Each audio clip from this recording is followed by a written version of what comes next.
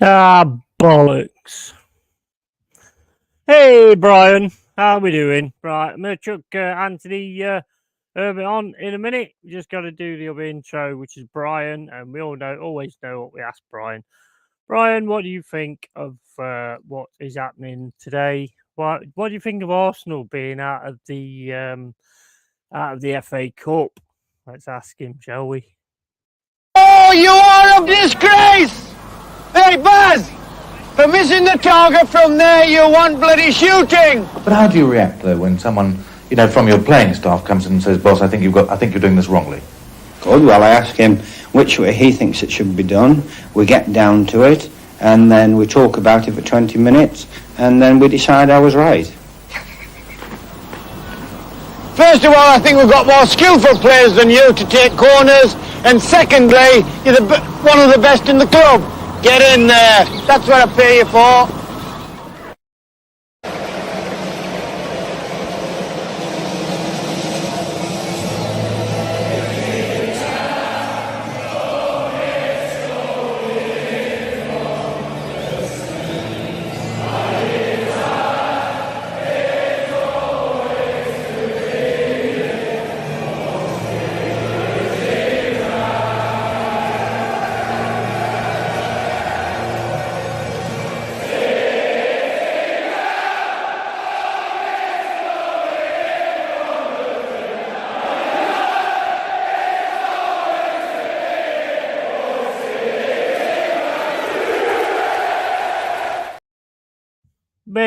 Big up, everybody. How you doing? I'm LongHairedYeti, and we're going to do this watch along with. Couldn't find a Bristol City fan, so I found a flip flop instead.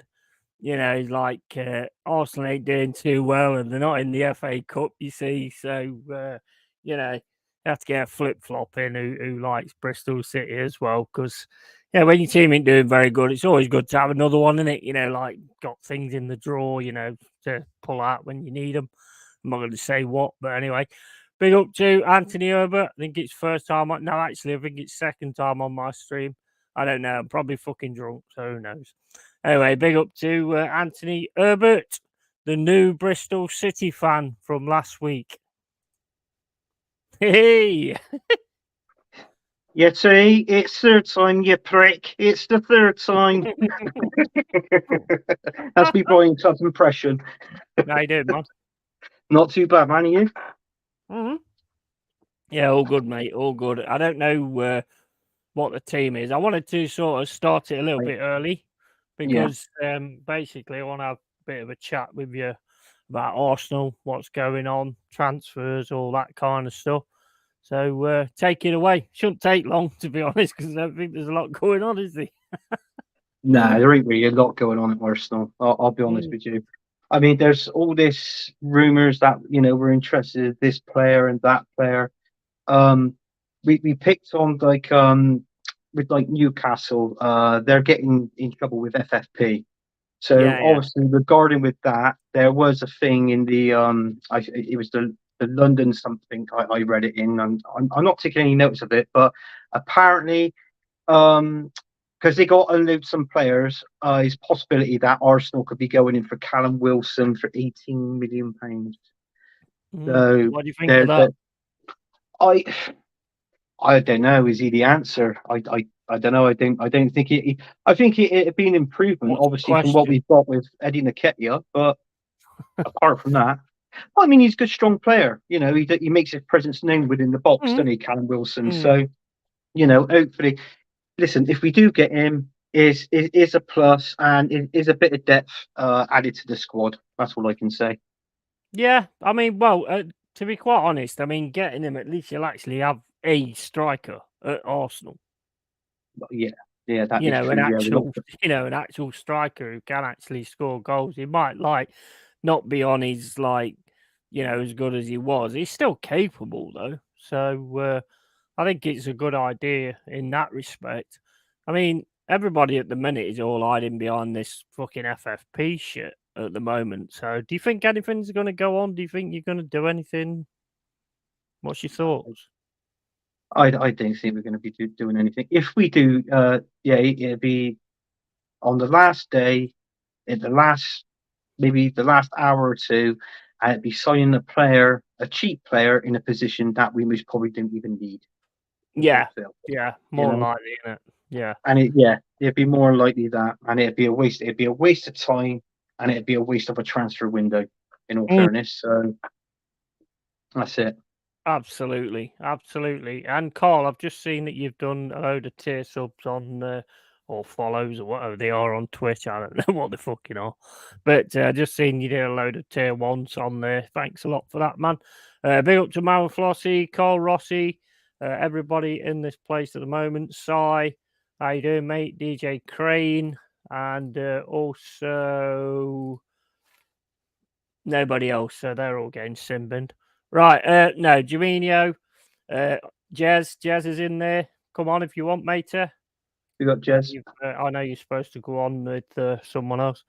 Joe Jewell says, "Come on, City." How you doing, Joe? You all right, mate? Welcome to the cave.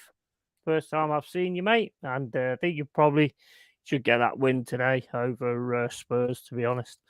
Right, so basically, like with us, I mean, I've not heard much. I thought we would have heard quite a bit, to be honest, because with having the 6 guys out of the AFCON, I thought we would have tried to at least say get some, loans in or something like that just to cover things. Tonight, it's a weird one because obviously I've been on streams saying that, the FA Cup's important, which it is, and all that kind of thing. But my mind's more fixed on Tuesday night. Yeah, well, it most probably will be. Yeah, I mean, obviously, there's tonight and there's Tuesday night, but listen, I just think it's like what Jess says when you've grown up and you've watched the FA Cup, and depending, I mean, for instance, Arsenal, the FA Cup is a cup we all love, we all cherish that Arsenal Football Club. I mean, we're the team that we've won it the most times. And hopefully, it's nice to get some sort of, record with your team that you support, which is obviously ours with the FA Cup. But I mean, we can't do that this season now, so because obviously we're out. But I feel that whoever goes on to the final, I think fair play to them. It's more likely. I did tip Liverpool to reach the final. But obviously, we know the news was obviously come out today at Liverpool with obviously Jurgen Klopp. So they said that it's more likely that the players. I don't know whether the players are obviously they're going to be up for it this season. And knowing that is Klopp's last season, then most probably what will give him a brilliant send off by winning, at least 1 or 2 trophies. Let them finish on a high. But then again, they were saying that on Talk Sport, and it was Simon Jordan and Mr. White, and they had Graham Souness on there. And Graham Souness said, if I was still manager of Liverpool and my players thought that, he said, I can actually take that as a bit of an insult because your player should be playing good no matter what, whether it's your first game, your last game, or what. He said, so I would take that as a bit of an insult. So, I mean, I think he did have a bit of a point there to what he said. I understood that. But yeah, I mean, whatever happens and whoever's going to be the new manager steps in at Liverpool, then they got themselves a good team there anyway. Yeah, so, they have. But, I mean, that leads me on to my next question. Which ones stay without Klopp being there? Or are some of them there? Cheers, Freddie. I find it very odd yet you asking me a question and stroking your pussy at the same time. Mate, this is how we live, mate. This is how we live. And I mean, it's do you think some of the players will want to stay there, like Salah? The players that are major Klopp sort of players. Well, there's talks that Salah could have had a chance to leave Liverpool at the beginning part of this season, couldn't he? Obviously there was reports there saying that he was Saudi, DJ but Crane as well. Big up, mate. Big up, mate. And then I think to myself, it's down to the players at the end of the day. They pretty much own this and own that, with their agents. If Salah's going to go, he's going to go. But I think one player doesn't make a team. That's obvious. No, time moves on, and whoever comes in, I think that they'll most probably do a reasonably good job. Get this because in all fairness, with that Liverpool team, the new manager that comes in, the foundations has already been set, and the team is constantly there. All they got to do is add a couple additions to the Yeah. team, and that's it. Not very many, so they're on a win-win situation there. I'll tell you what, though, the next manager, I mean, it's going to be some job to go into, isn't it? It is going to be some job, and it is knowing that if they can actually do a job, that Klopp is obviously has done there already. I mean, it come to a surprise. I've been watching clips of it on Sky Sports News since I got in from work, and you know, I mean, the fans are shocked. Even the ex-players, they're all shocked. So I think I'm not too sure. I think there's loads of speculations going around. I mean, I could turn around, I can say, well, look, is there money problems with Liverpool, knowing that they've got to sell Salah? You know, have they got to sell players to bring players in? Yeah. I mean, was there a little falling out in the backboard room, or that's what I thought. That's what I thought. Yeah, or maybe Klopp's holding out for the right job, or he's been offered a job.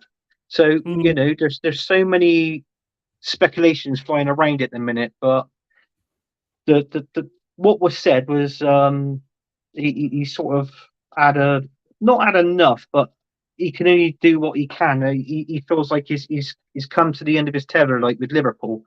And this is what he was explaining in the interview. But you know, I get that, though. I mean, it's like you look at Brian Clough. I mean, his last season with us, we got relegated.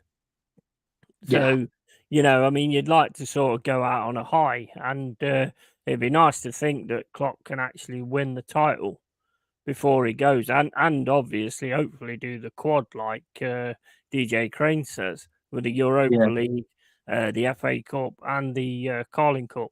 I mean, and Carling Cup's not called that anymore, is it? Carabao Cup. Yeah, I think. But yeah, I mean, that's what I mean with us tonight. I mean, yeah, we could basically. I mean, this is going to be a tough game. I've got no doubt about that whatsoever, and it's going to take us to our limits. It's not going to be an easy game for us. Who he's going to pick, I don't know.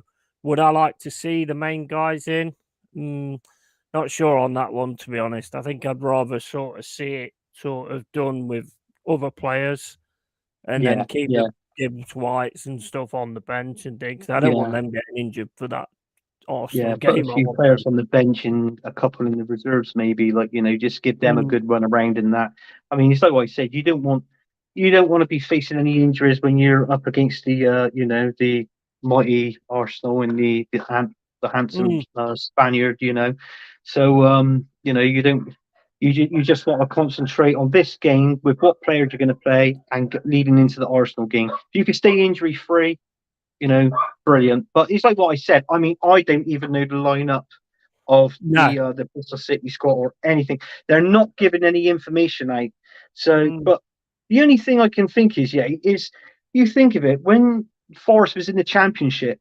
I mean, let's be honest, Nottingham Forest and Bristol City. I mean, in the past, we've had some good games. Oh, we've had some cracking games. I mean, I was just looking at the past. I was looking at the record between us. We've won 43 times. You've won 22 times, and then there's like 11 draws. Just going to bring Jez in because I just noticed him doing the Macarena on camp, so I think that's trying to get my attention. So, yeah, bring in Jez. Big up, buddy. How you doing? Evening, chaps. How are we? Good, mate. Evening, Jez. We're all right. You? All right, mate. Yeah, all good. All good. Just talking about, well, I mean, we was talking about before Klopp and his decision to sort of give it up. I mean, he ain't going to manage another English team, I would imagine. I mean, I have heard like personal reasons maybe, which I can understand. But, you know, what do you think? Well, I don't know. Is there something that's gone on at Liverpool, or is it for family reasons? Is it for health reason? I mean, he's made the statement that he won't manage another English club. Yeah. And he'll be out of management for a year, apparently. So he's not going to manage any club or any national team. So you have to wonder why. Is that for other reasons apart from things behind the scenes at Liverpool? I think if you've got issues at Liverpool, then and you say, right, I've done my time, I can't go any further, you know, you're not releasing the money, whatever, then you walk away from the club. But the fact he said, I'm not doing anything for a year, maybe there's a little bit something there we don't know, you know. Is it a problem? Yeah, that does actually lead to being something like that, doesn't it, really? Could be as a family issue. Somebody's ill in the family, or maybe he's ill himself. We don't know that yet. But it's all speculative, of course. You know, I mean, I'm not. I wish that and hope that isn't the case, obviously. But it's very strange to come out and say that at this part of the season. It is. Yeah. When I they're think doing I think that's why a lot of people are thinking that there's been some kind of conversation at Liverpool, and you know, we can't strengthen the team anymore. You know, we can't afford it, or you know, FFP or whatever. You know, and that might have kind of made his decision easier. Could be. You know, I mean, it's the same old, isn't it? January transfer window. The management love to come out with this all the time. Oh, we can't afford to buy anyone. You know, but you know, this we're linked, aren't we? Arsenal apparently linked to Callum Wilson. Apparently, yeah. 18 pounds. Not a bad deal. Decent player. You know, he's certainly better than what we got at the moment, I would say. But well, he's a striker, isn't he? Like I said to Anthony, he's an actual striker, so you'll actually have someone who is actually a striker at the club. I know Nketiah is called a striker, but you know, I could be called an astronaut, but it don't mean I've ever been to the moon. You know what I mean? So you got to look at it like that, really. Callum Wilson will actually be a striker. So I mean, it's a good price. I mean, to be honest with you, when we sold Giroud, we sold him for 18 million, and actually he was the same age. He was 31 when he left us. So do you know what I'm saying? So I mean, I was saying if we do get him, it is an improvement and it adds squad depth. I mean, anything's better than Eddie Nketiah at the minute. Jesus, he's not a striker. He's even come out and admitted that himself. You know, he's not a 20 goal scorer. So you know, it makes you think. So obviously we need something up there to do something. You know, so we can literally. I'm thinking of finishing top 4 because I know we had a 5-0 win against Palace, but I mean, you just can't judge that as like, you know, obviously going to the away in Dubai, which was bloody ridiculous, by the way. But then coming back and winning, beating Palace at 5-0. There's so many assumptions in that game, and when you was watching it, I mean, we were poor in attack in the first half, and if it wasn't for Gabriel, you know, obviously being at the right place at the right time, not getting those 2 goals. But and also you got to think it was a Palace team that didn't show up, because to me that one, like the Crystal Palace that we all watched and we all know. So Hodgson, I'll be honest with you, he did balls up in that game with his tactics and his formation, his philosophy there. But you know, we got to look forward to the next game, and the next game obviously is against yourselves, Yeti, Forest. So you know, it should be that'd be a more of a better game, more of an entertaining game. Oh yeah, well at the end of the day, we won't lay down. I mean, it's going to be interesting in so many ways. But one thing I would like to ask you, something you've just sort of keyed on, and something that's just come into my head. How does that make you feel as fans that your players are that comfortable in their shirts that they can turn around and say, I don't score goals, and a goalkeeper can say, I don't even concentrate for 90 minutes. I mean, how does that make you feel? Because to me, it makes me feel like you've got players there that just know they can pretty much say whatever they like, and they're still going to get put in a shirt. It's like I said it. It feels like in a minute, it feels like they can do what they want, and it feels like ours. To be honest with you, is not. It feels like to me, it's not Arsenal Football Club anymore.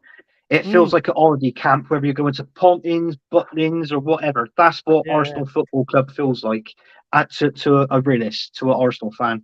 And it seems like the player can say what they want, do what they want, act how they want to act, play how they want to play.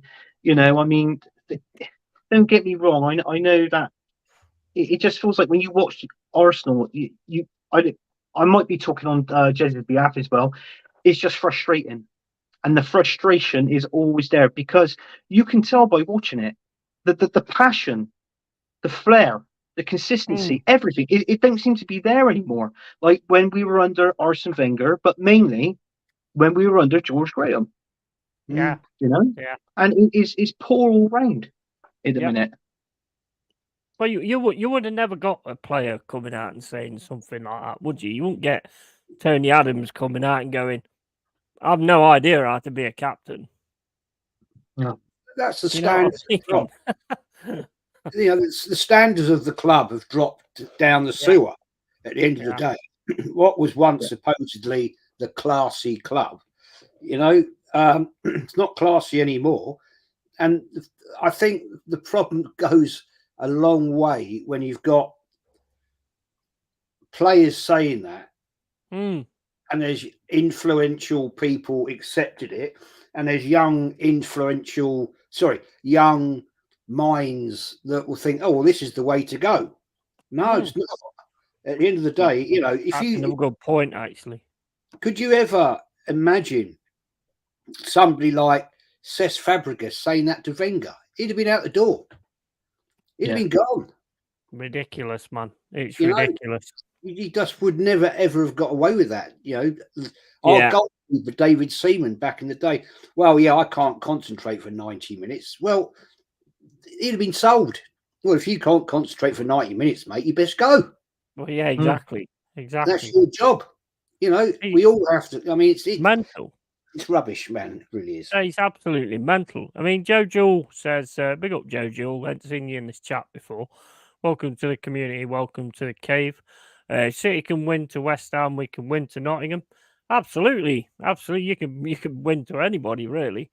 So, I mean, that's not even in question. I mean, we did manage a draw against you last season, which is still baffles the shit out of me how that happened. But, it did actually happen. And, and we was in your minds as well. We was in your heads because when you won the Champions League, first thing Holland said pretty much is, Forest, we've got one. Because all the way through the game, we were singing European champions. You'll never sing that. And then he was like, hold my beer. Fair play to him. Fair play to him, man. Just need Arsenal to do it now. But get till about the year 2065, I'll probably not be alive, but then they might actually get a star. You never know. I'll be dead by then. You know what I mean? So, you won it before. It's like fans, like, obviously Arsenal fans, like, let's see, Jez, for instance, when Arsenal fans that's in their 60s, I mean, they want to see, the best of Arsenal Football Club. Do you know what I mean? Because life goes so quick, it goes straight past you. I mean, I keep winding Jez up every now and then, like when he talks about the 79 FA Cup final. I was 6 weeks old in that final. And that's crazy, isn't it? Yeah. I got the shirt upstairs actually. My missus bought me the 79 FA Cup final shirt, the blue and yellow one. So but that's locked away, put away. I've put it on a couple of times, but I don't like to wear it too much in case I rip it or something like that. Like, do you know what I mean? Yeah. What you saying is you're a bit fat, Anthony. Is that what you're saying? Well, yeah. Our player's injured. Our player's name is injured at the minute, Timber, and I think I've put maybe a little bit on over the Christmas. Yeah, but I look down, Jez, and I can only see the tip of it. But it's got to change. Yeah. Oh man, bet Jez can't even see that, can you? Oh God. Tip of it when you look down. Joe Jill says, boo Nottingham. Cheers, mate. Really appreciate that. Wait till the game's actually on, and then we can sort of get into that. Backstage, Yeti. Oh yeah, that's yeah. And I saw you dance in the Macarena, so I went, oh dear, I put jazz on. Big up to Adama, big up matey. Hope you're doing good. And just trying to get through some of this chat. Hit the likes, people, by Carl Rossi. It's the Root Toot and Plute show by Mama Flossie. And yeah, so I mean, like, what do you think? Do you think we got a possibility of getting relegated? Who? I'll let Jez go first on that one. Oh, it's not you. No. What, with a 10-point deduction? Well, it hasn't happened yet, is it? Well, no, but I think it's probably going to, isn't it? Yeah, but I, even if you had a 10-point deduction, I still think you've got the wherewithal to get out of it. You know, all right, you might end up 6th, 4th, well, 5th, 6th, 7th from bottom. I can't see you getting relegated, to be fair. Nah. There's way worse teams. You've got Sheffield United. I mean, they're definitely going down. Let's get it right. You know, there's 3 or 4 teams in that situation, in that part of the league that are way worse than you guys. Nah, well, mate, no, I don't think you will get it. I don't think you will. If they keep getting points like they did against West Ham by robbing West Ham at the end, then you know, I mean, that was absolutely shocking. I mean, I've never seen nothing like it, to be honest. I don't know what the penalty was given for. Don't know why you need VAR to see that guy just did an exocet missile tackle on him and took his foot out. No idea. Don't know what is going on with this game. I tell you what, I'm getting to the point where it's like, because I ain't going nowhere, but I'm getting to the point where basically let's just go back down to the Championship, because this officiating and stuff's getting on my tits and the VAR and all that crap. Build back up, get back up here, you know what I mean? Yeah, no, I can't see you getting relegated yet. I'll be honest with you. I think it's the 3 that come up: Luton, Sheffield United, and Burnley. I think it looks like it'd be like those 3 that might be going back down, because they haven't got goal scorers. Their defence is all over the shop, I think. But the best 3 that's come up, and I've actually enjoyed watching them, is Luton.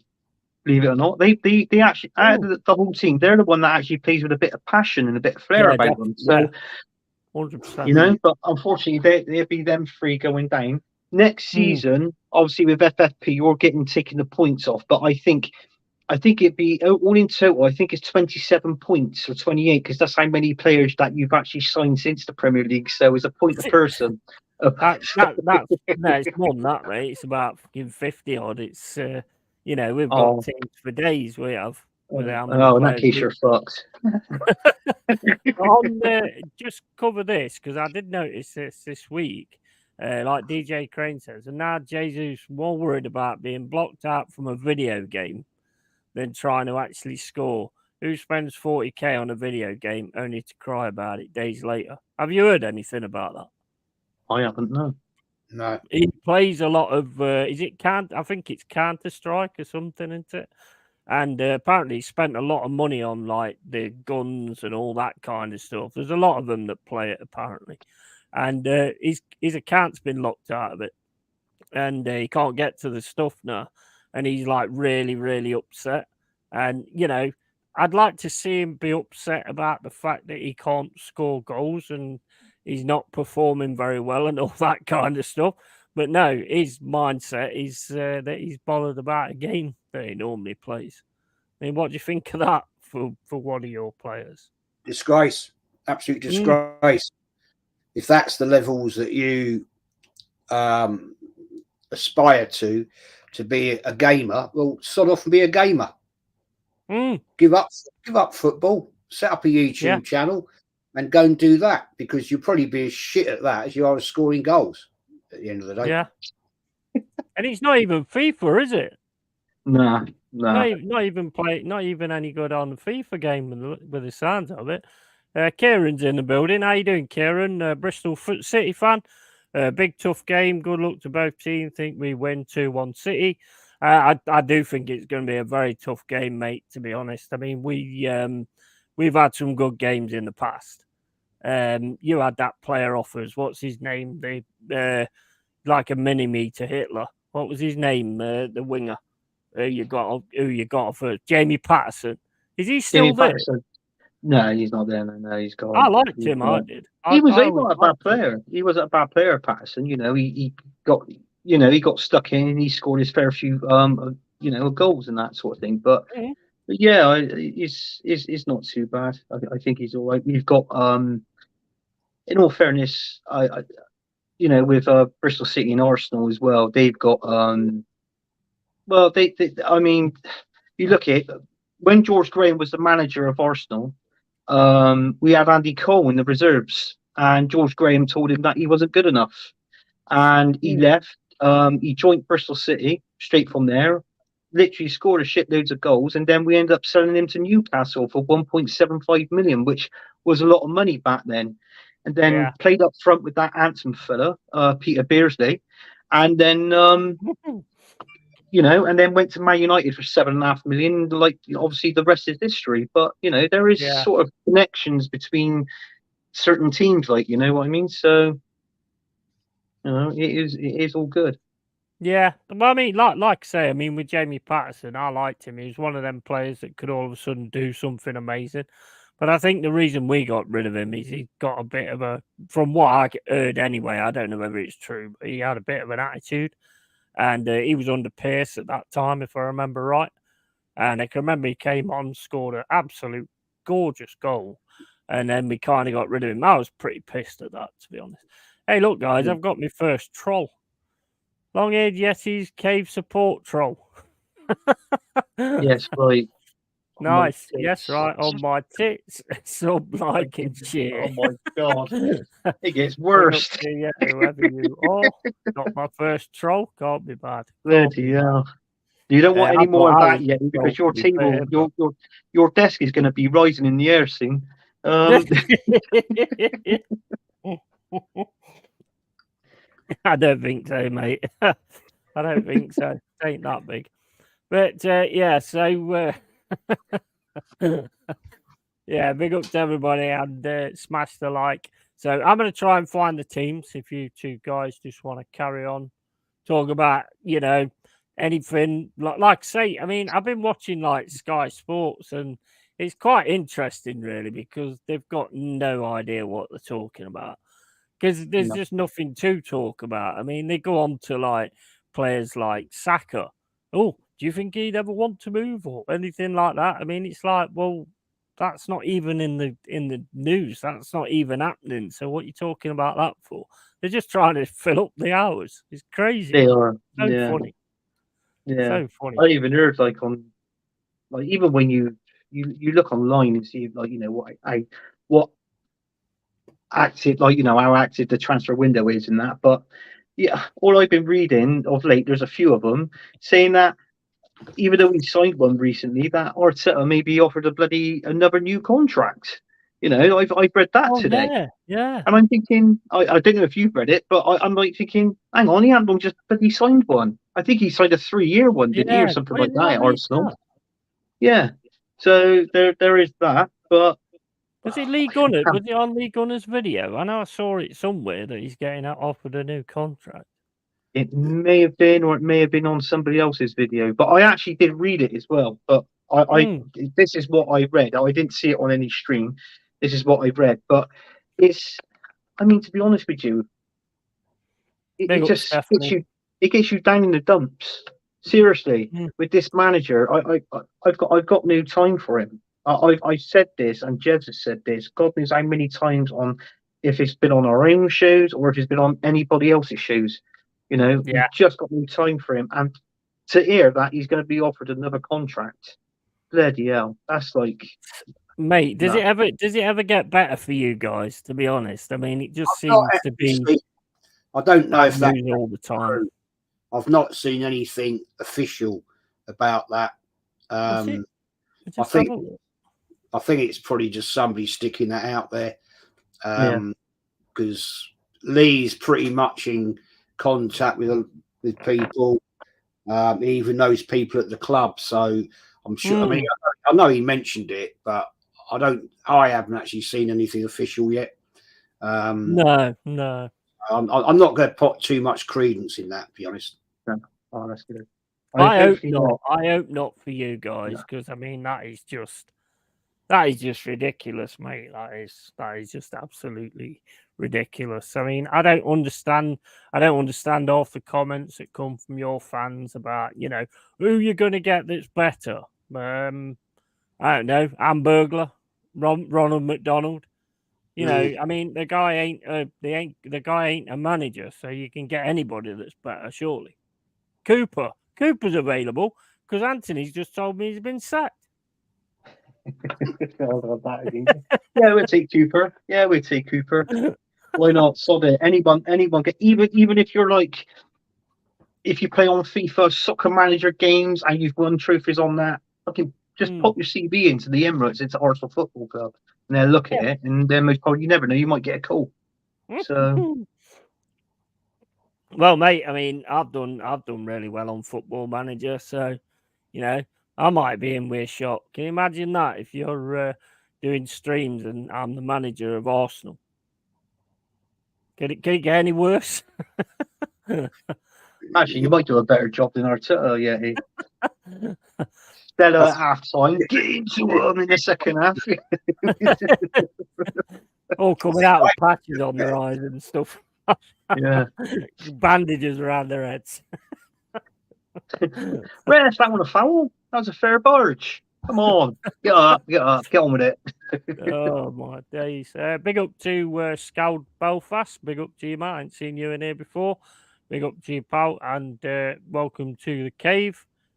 True story, in the 1970s, I went to a fancy dress competition in my junior forest kit, claiming to be John McGovern. But unlike him, I didn't win. 2 regrets I have are not keeping that kit and top trumps. Okay, mate. And also big up Dal as well. How you doing, Dal? Hope you're well, mate. Yeah, Dal. And yeah, so I mean, I'm going to have a look. I'm not quite sure whether this is going to come on, because I don't know if you've got the same, Jez. It just says to be confirmed. What? On the game link. Well, on Bing? Yeah, it says in it to be confirmed. Hang on. Let's have a look. I didn't see that because that's what I think we're all on that. Come on. It better come on. It'll be the worst Forest watch along ever. You'd have to do the Tottenham Man City game. We'll have to watch Tottenham Man City or Chelsea Aston Villa or something, I suppose. If that actually does happen, but I mean, hopefully it doesn't. Great comments, people. Keep them coming. And also, Nottingham Forest fucking suck. Cheers for that, CR7 lover. Nottingham Forest suck, do they? I don't know. I don't get close enough to them. So, and I don't release my underpants either around them. So I don't know if they suck or not. But big up to you. Everybody's entitled to an opinion, even if it's wrong. And smash that like, don't be tight. Absolutely. And AOG and Eros is in the building. Big up, gentlemen. How you doing, Eros, mate? Hope you're well. This chat is going. I've got it up here. Yeah. Well, yeah. So you're playing. I haven't seen the teams, but it says here your formation is a 4-2-3-1, and Bristol City, they're playing a 3-4-2-1. So they're playing it backwards to what you are. Interesting. Well, I've got the here's the team sheet. So he's basically he's going for it. Gibbs White's on the bench. Hold up, let me try and get it on. Where are we? Learn what you're doing, you fucking idiot. Right, okay, so here we go. So there's the team sheet. So you got Turner, Tavares, Angala, Wood, Hudson-Odoi, Dominguez, Yates, Danilo, Montiel, Omni Bobbity Bibbity Boo, and Murillo. So I mean, he's going for a full side. So I mean, he's definitely not shirking it. Where's the and then the substitutes are Odesisi, Worrell, Williams, Gibbs White, Toffolo. Good to see Gibbs White back in there. Toffolo, McKenna, Aguilera, Osong, and Gardner. No sign of Awonyi. which I mean, I'd rather not have him on for this one anyway. But I know he's close. I know he's training now. So whether he's actually going to be in the side for the Arsenal game, which I really do hope he is, because he is a cracking player. Big up to Drew Gunners as well.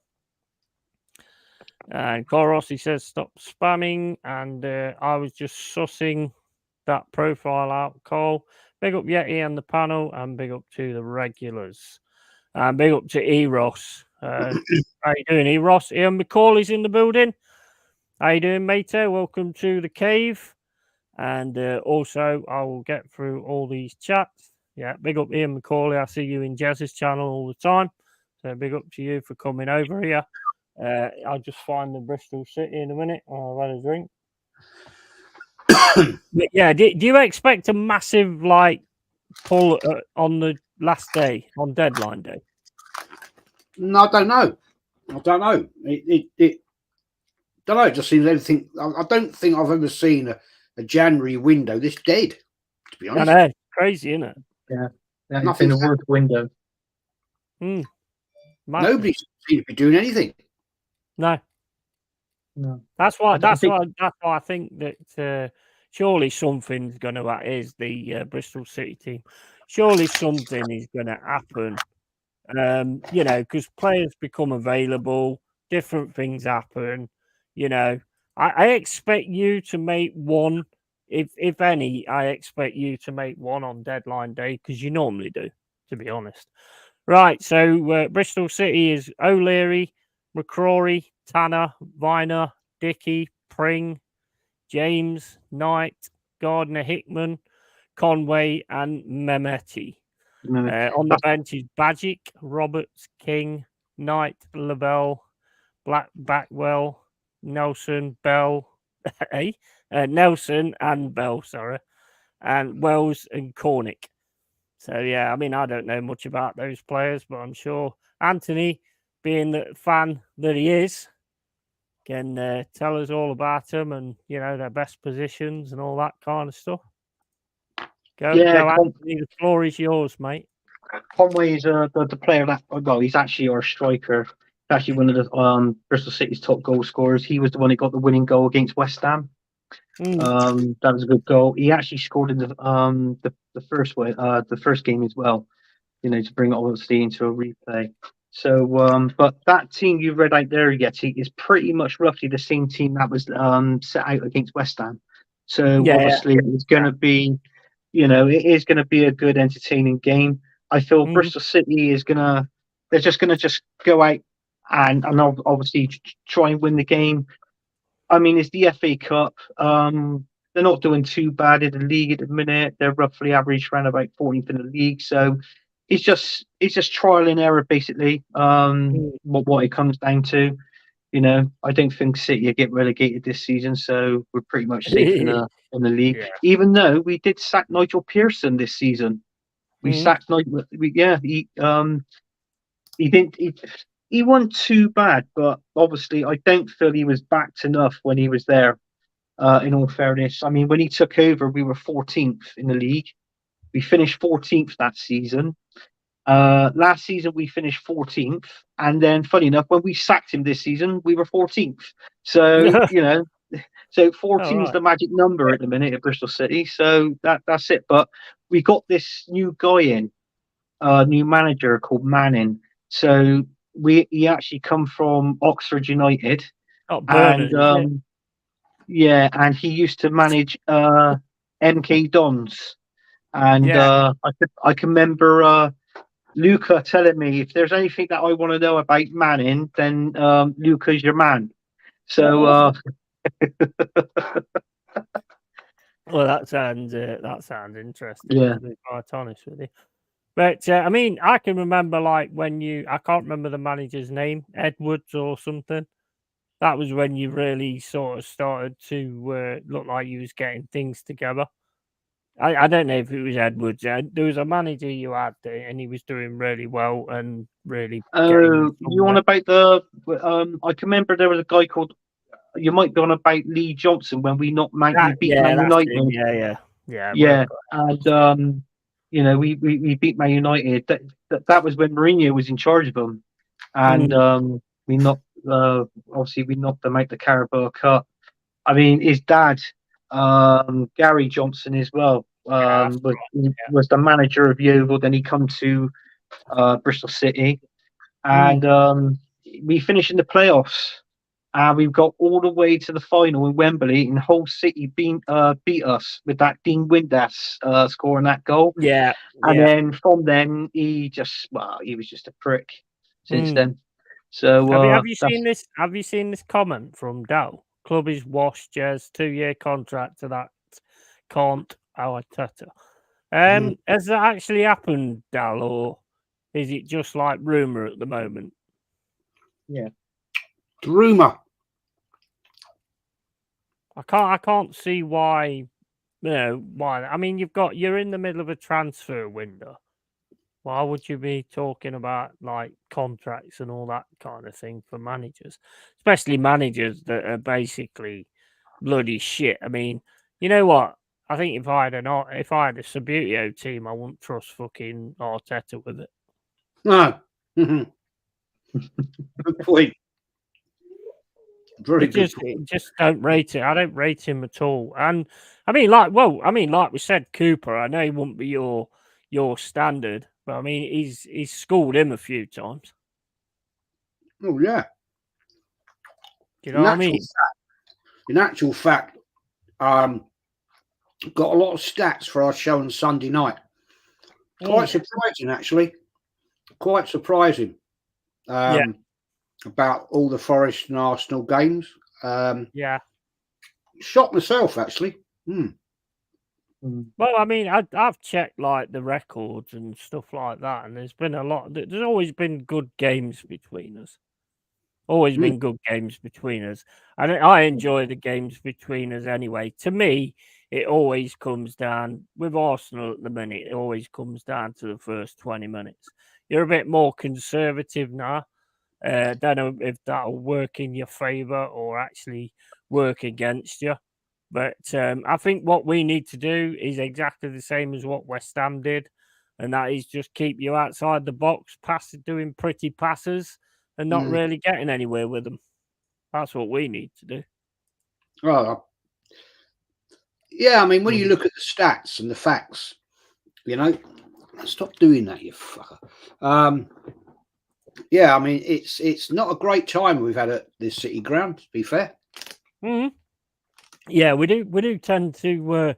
I've got your number at the moment, haven't we? I mean, is this going to be the time that gets broken? I don't know, because I mean, I think we've actually got a better man in charge now than what Cooper was. For sort of like knowing what he's doing and being in the Premier League for a longer time and all that kind of thing. And like the way he got Wolves playing, because I think Wolves beat a lot of the big six quite a few times when Nuno was in charge, because he had them playing really good style of football. And I think he's done the same with us. I think we don't just defend; we actually have our attacking sections as well. So it's going to be interesting. I'm more interested for that one than this one tonight. I'll be honest with you, and I'll say it right now. I'm not bothered whether we go out or not. I want to win every game. Don't get me wrong. If we can actually go and do it, and and have no injuries and all this, that, and the other, then all good. But I mean, we've only got 4 days before the Arsenal game on Tuesday. So you've got to think of that, because this is going to be a tough game. There's no doubt about that, and it's going to take a lot out of us. So I don't doubt that for a second. If we manage to get past Bristol City, would we win this cup? I don't think so.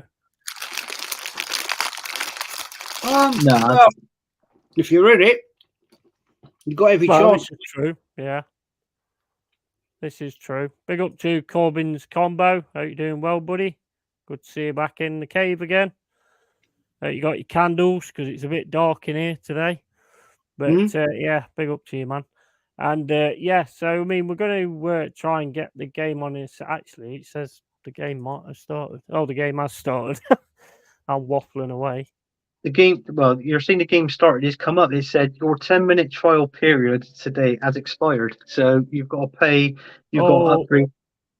Yeah, you will get that on Bing. I've actually paid £75 for this season, so I can like watch any game. It's a shame, really, they don't do like a, because I've paid for it. Yes, it's a shame like they don't do an introductory offer, so I can actually let Anthony watch it. So what's that then? Only what? Oh, you got to pay. I think it's about £6 a month, isn't it?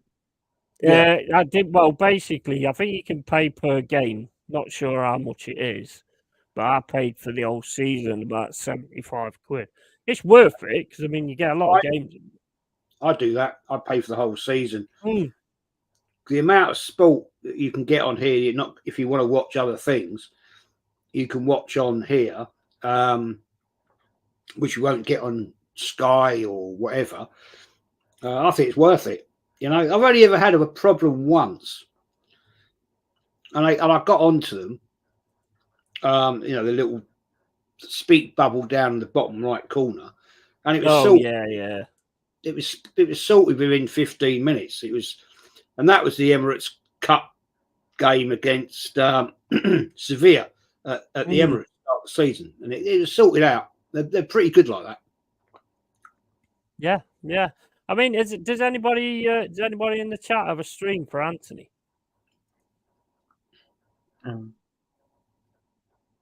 At all? I mean, I know like a few. There's Crick Free.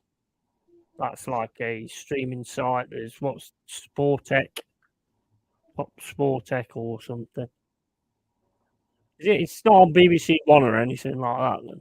No, it's not televised. It's not even on. If you have like a Fire Stick in, you get Bristol City like Robin's TV, which is they're in like so you can watch the game. Do you know what? They're not even televising it on there. Wow. And that was one thing I was hoping because I obviously worked today, come home in that, and I knew it wasn't televised. I searched on there, it wasn't there. Then I'm flipping around trying to find all these these links that you can get in and watch the game and that. Like I had no joy. Yeah, it's on mine. It's being Sports 5. Jaminio, are you still in here, mate? Because you always have game links and stuff like that. Big up to you, Danny, mate. Welcome back, mate. You can pay for just one game. You can pay for what, Jez? You can pay for just one game. How much is it? I don't know. I've never done it. It's not a lot. It doesn't. I don't mind paying for the one game. It just says here it's got like you've got £28 a month, £19.70 a month, but you pay that over 3 months, or you do a 12 months of what is it, 70 some odd quid? That's the one I did. Maybe they took the game by game off because I know they used to have it where you could pay for a game. Well, maybe they've changed it. Yeah. You can't do a price. It don't tell you a price of a game on here now.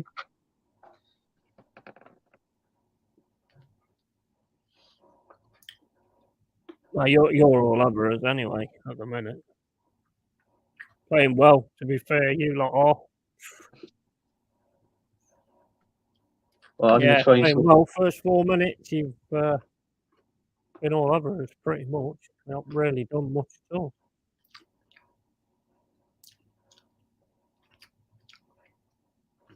If anybody in the stream can get Anthony a game link. Say Jaminio normally has them. Yeah, wait a minute, what's that? Score 808 TV. Try that.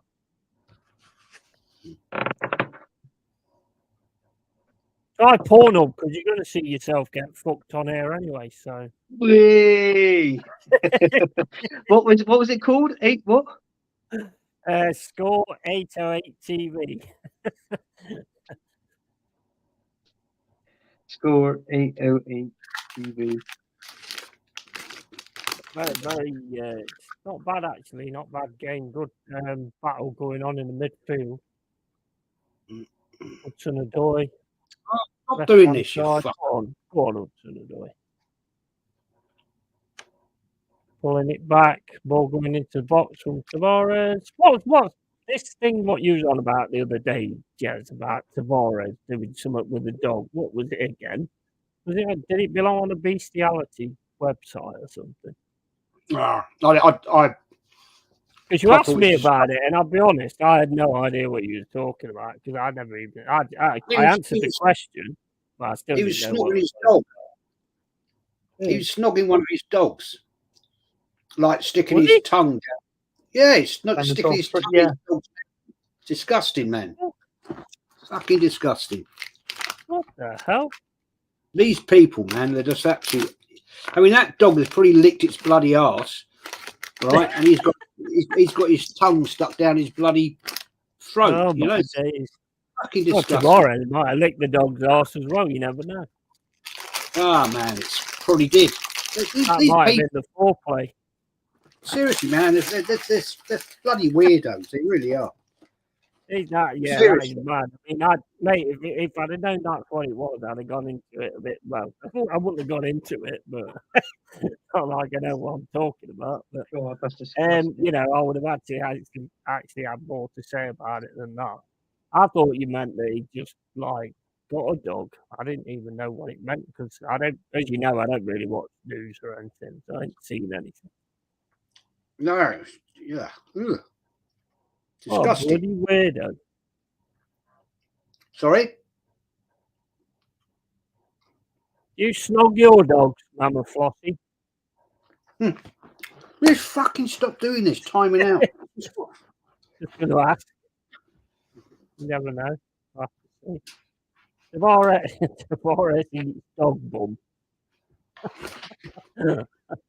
Yeah, well, yeah, maybe. I don't know. Like I say, I never even saw it, so I had no idea. I just basically went, yeah, well, I want him to do what I want him to do what he's got to do on the pitch. I'm not interested in what he does with dogs, but I didn't realise what he'd actually done with the dog.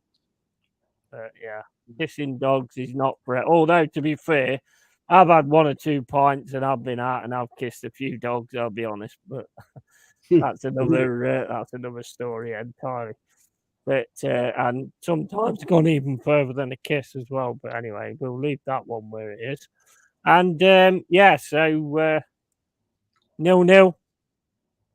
Good game, to be fair. It's are you watching it, Jess? Am I? Yeah, I've got it Oh, on you got it in the middle. Oh, I've that got was it. open. That was wide open. That was. I'm on 8 minutes 14 seconds. I'm 8 minutes 20. What Yeah, minute I'm- you on, Anthony? Any fucking help? let me have a look. See if I can find some. Let me just go and get another drink because you know how I perform when I had a drink. So yeah, well I don't actually, but you know. Anyway, leave that one there as well.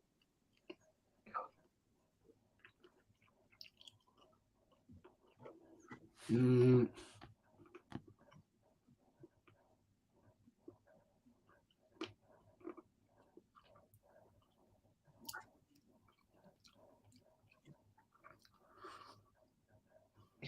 All this just to find a poxy game in it.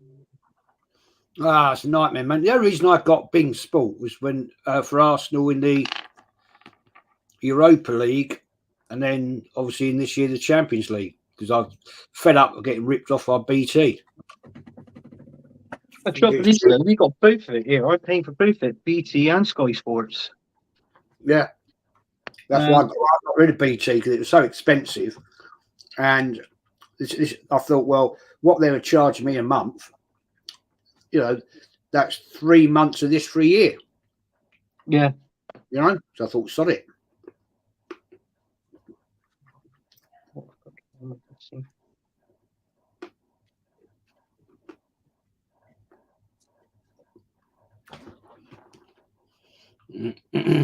Sorry, food time, Freddie. Give me a snog though before you get it.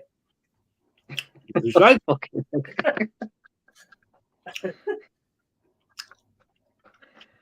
Oh god. There you go. Oh my days! Did you manage to get anything? No, I managed to find it. No, hang on. Oops. I'll have a look in a sec.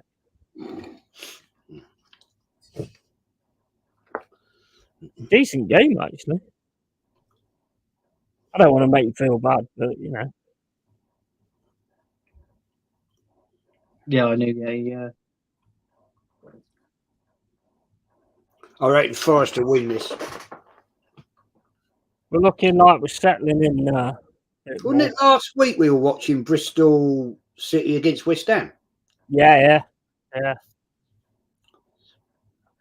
Well, West Ham didn't really offer anything, did they? But then again, No. I thought Bristol City kind of shut them down very early. Didn't we watch that on? Was it on Early Doors channel? Or was it on here? I can't remember. Early doors. Yeah. Yeah, it weren't. I mean, it was a good game in the Bristol City respect because I mean, they just shut them down and they just didn't have any answers at all. No, not at all. No, they're poor. Really good performance, to be honest. Tuesday night will be a laugh, though. Oh yeah, definitely. I can just see it now, mate. That's a fucking foul. Fuck off, Jez. That's a fucking dive, you dirty bastard, Arsenal. Yeah. I can see it now, mate. Yeah, no, it'd be a laugh, actually. Be a good laugh. Let me know how you get on, Anthony, and I'll try. And I don't. Somebody's got one in there. V Sport 3 HD is a decent stream. V3 V Sport 3 HD. I've lost all this chat. V3 Sport HD. Yeah. Corbyn's Combos, just put it in the chat. Nice Thanks. one. Big up to Early Doors, just seeing you in the chat. Big up, Tony, mate. Hope you're well. Can I just say that I love the way this community came together this week. Big up to every single one of you, man. Yeah, absolutely. Called Total Sport Tech. Yeah, that's normally the best one, isn't it? Yeah, but it's all the pop-ups, isn't it? Pain in the ass. Yeah, you have to get an ad blocker, really, otherwise they'll just keep coming up. Free kick to Bristol City. That's well defended. Back to Bristol City, though, on the left. Ball into the box. That's easily defended. Try to get to the right, and that's going to go for a goal kick, I think. He's a good one, but they're not showing it on there. That's a problem. I don't think a lot of them will, Jez, to be honest. I mean, normally they're on some. Let me have a look at some of the ones I know.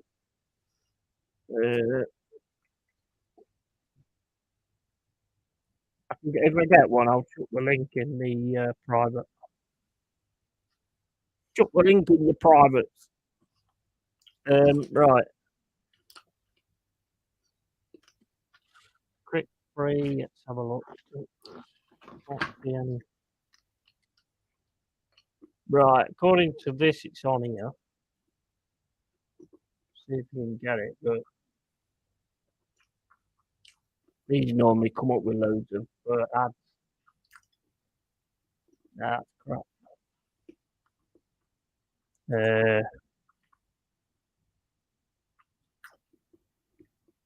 Well, I'll tell you what. Do you want to watch the Spurs City game? What time are they on? Now.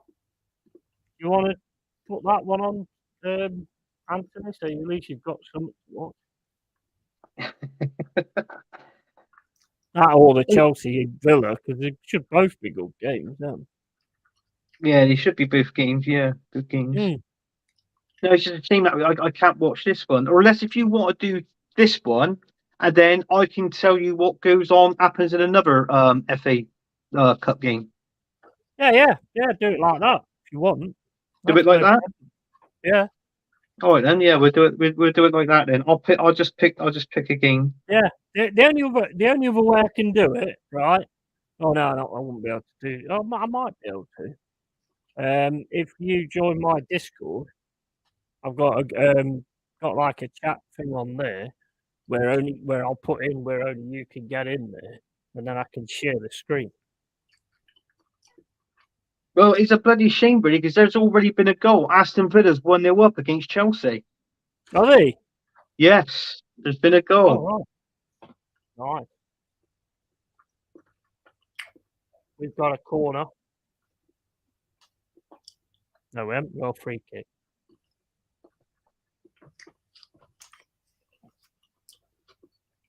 Go on, lads. Tavares with a free kick. Not a bad effort. Decent effort, that. Yeah, it was.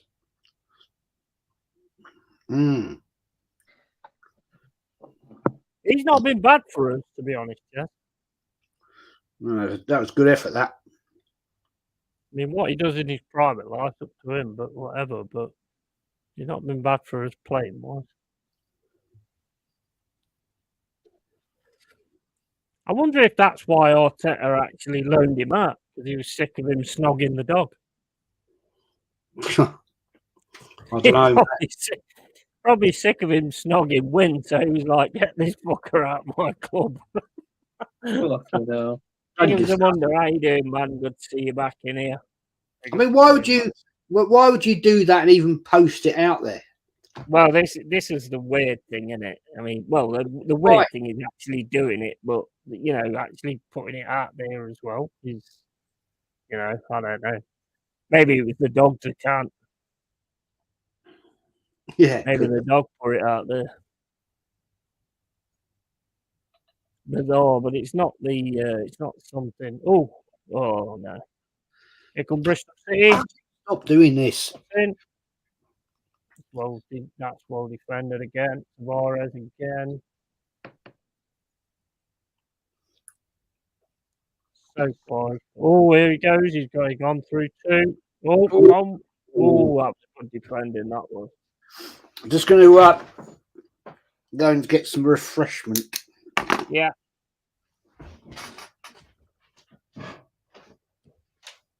Good side, these. Hey, some nice intricate stuff. That was good. That was to get in. The slide tackle to stop the shot was excellent. Oh yeah, I just found the game, the Bristol City and Forest game. What minute are you on? 18:16 now. 18. Right, I'm about 50 seconds behind you then. Well, that's all right. I mean, at least you got the game.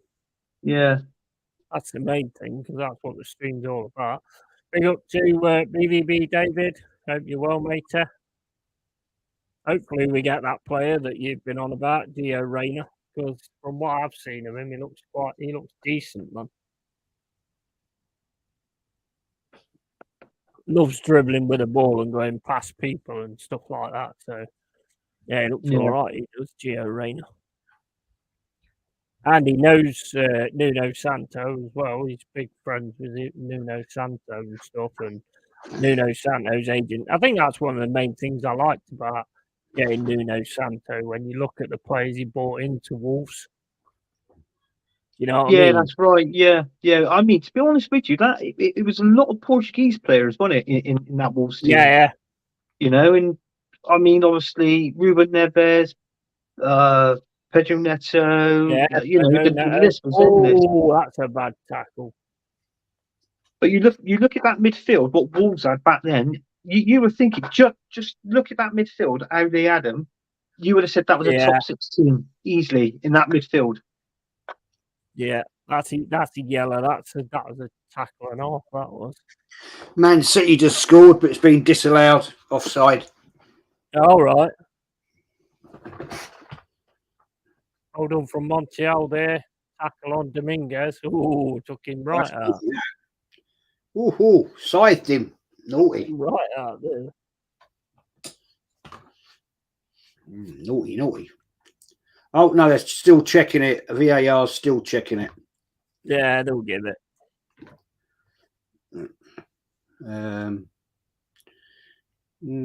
Yes, no, yes. What does it take so long?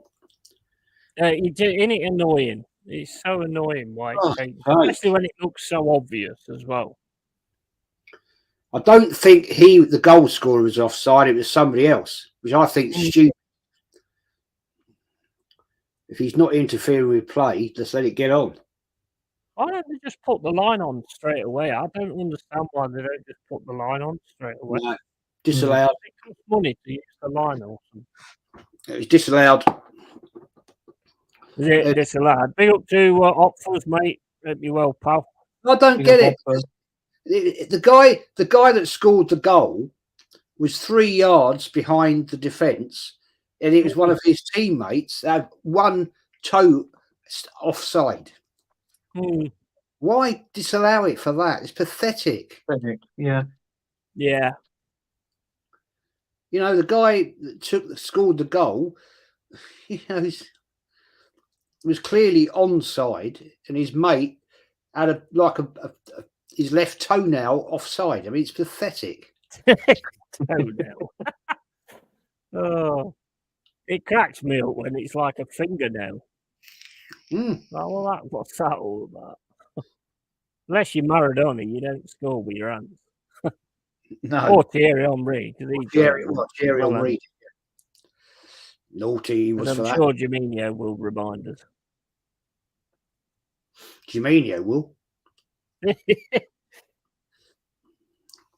He's never got over that. He's never been the same since. Nope. No. I'll be honest, I don't like it, but you know, it doesn't really stop me thinking he's a great player. I mean, you look at Maradona. I mean, absolutely great player. I mean, how much of that was powder and how much of that was skill, I have no idea. But you know, I mean, the handball was fucking annoying as hell anyway, wasn't it, for all of us? Hand of God. Hand of God. That was my first World Cup. I watched. Yeah. 7. And you know, watching that was disappointment. But the one after, Italia 90, I gotta be honest with you, I think that was one of my favourite World Cups that I watched at one time. Yeah, I remember that. Yeah. Definitely. My first World Cup I can actually remember was 1970. Wow. But I didn't see many games because it was in Mexico, and unless it was a Friday night or a Saturday night, I'd go to bed, school, you know. The tadpole swimming around in my dad's bollocks in 1970. My dad, who didn't like football, fair play to him, he bought me this World Cup 1970 book. I've still got it actually, and he would watch the games and he'd fill the scores in for me. But yeah, that was. Conway was close there. Well, carry on, Jez. Sorry. No, I was just saying my dad didn't like football at all. No. Huh? No, my dad didn't either, mate. To be honest, my dad was a rugby man. He was a rugby. Yeah, my dad more likes rugby, but he was he don't mind football, but he likes the horses, you know, as well. Is betting on the horses. You know, that's his favourite. But he don't snog them, does he? No.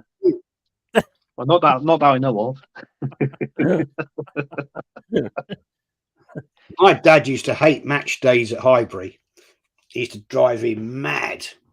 Absolutely mad. He used to wind him right up. I remember years and years, I said, well, why'd you bloody buy a house or rent a house to start with in Amphenall Road? And it's basically handy for where he worked, to be honest with you. But I used to hate it. I think my dad went to about 4 football games with me, my granddad, ever. Yeah. Highbury. Yeah. And he didn't like them. He didn't like it. No. My dad was like, he was into county because he's the person he worked for was a county fan. In fact, all my family are county fans, which now you know why I'm Forest, but you know, 'cause I like to rebel against things. But yeah, but they're all county fans pretty much. Because that goes against the grain a bit, doesn't it? County and Forest. Yeah. Oh yeah. I mean, well, to me, I mean, it doesn't really bother me. I don't see it, you know, like that. To be quite honest, I don't mind either of them because I've grown up with both. To be fair, but you know, I mean, I grown up when you know this, where First Division Forest against County on a Saturday, and who's in the team? Ian Bowyer, Wallace. I think his name was Wallace. Who? Wallace, was it Wallace? The guy with the big, like, sideshow bob hairstyle. Is it Ian Wallace? Don't know, mate. Can't remember. Notts County, though, they're the first ever professional football team, aren't they? Yeah. Oh, yeah, they've got serious, you know, they've got a lot of history in the fact of when they first started and stuff. And they're very old, they're very old team in that respect. Fucking play like it as well, to be fair. But I mean, the black and white top that they had as well, wasn't it? Was it something? I don't know if it was. Was it something like Juventus? I've read something like that. Yeah. There is a story behind it to do with Juventus. Yeah, definitely. I can remember I used to work at. I was working at his place ages ago. There's a guy there, and he was a proper like county fan. I can remember they got knocked out in a European like competition by a team called Brescia, and I like kept walking up to the back of him going, "Under Brescia," he was going fucking mad. Oh.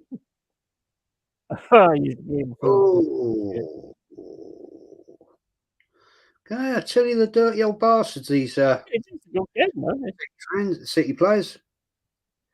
Yeah? Roughing it up. You're watching the City game now, are you? I've got City, I've got Tottenham up there, and I've got City, West Ham City. Right, yeah. Oh, good shot. That shot I've seen Yates have. It actually went on target. Didn't hit the fucking moon. I'm doing All I got is you lot on my mobile phone and this on my tablet. So that's me.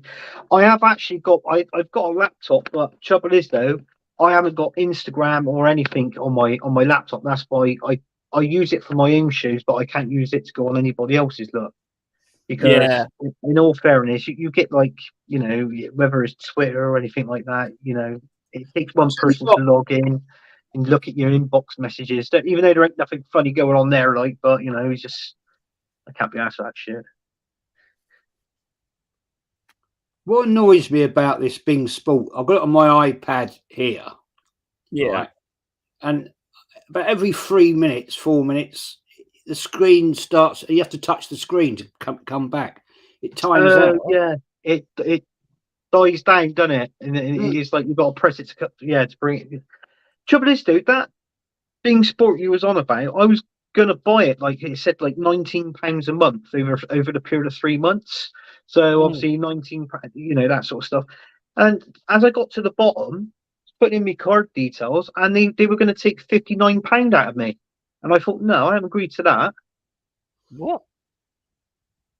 You know, they were going to take £59 out of my account. I thought, no, it's 19. It said £19 a month for three over the three. So it's £19 a month for the first 3 months, if you know what I mean. Yeah, that's what take the whole lot in one hit. That's what they do. Yeah, that's it. Yeah, that's what they do. Yeah.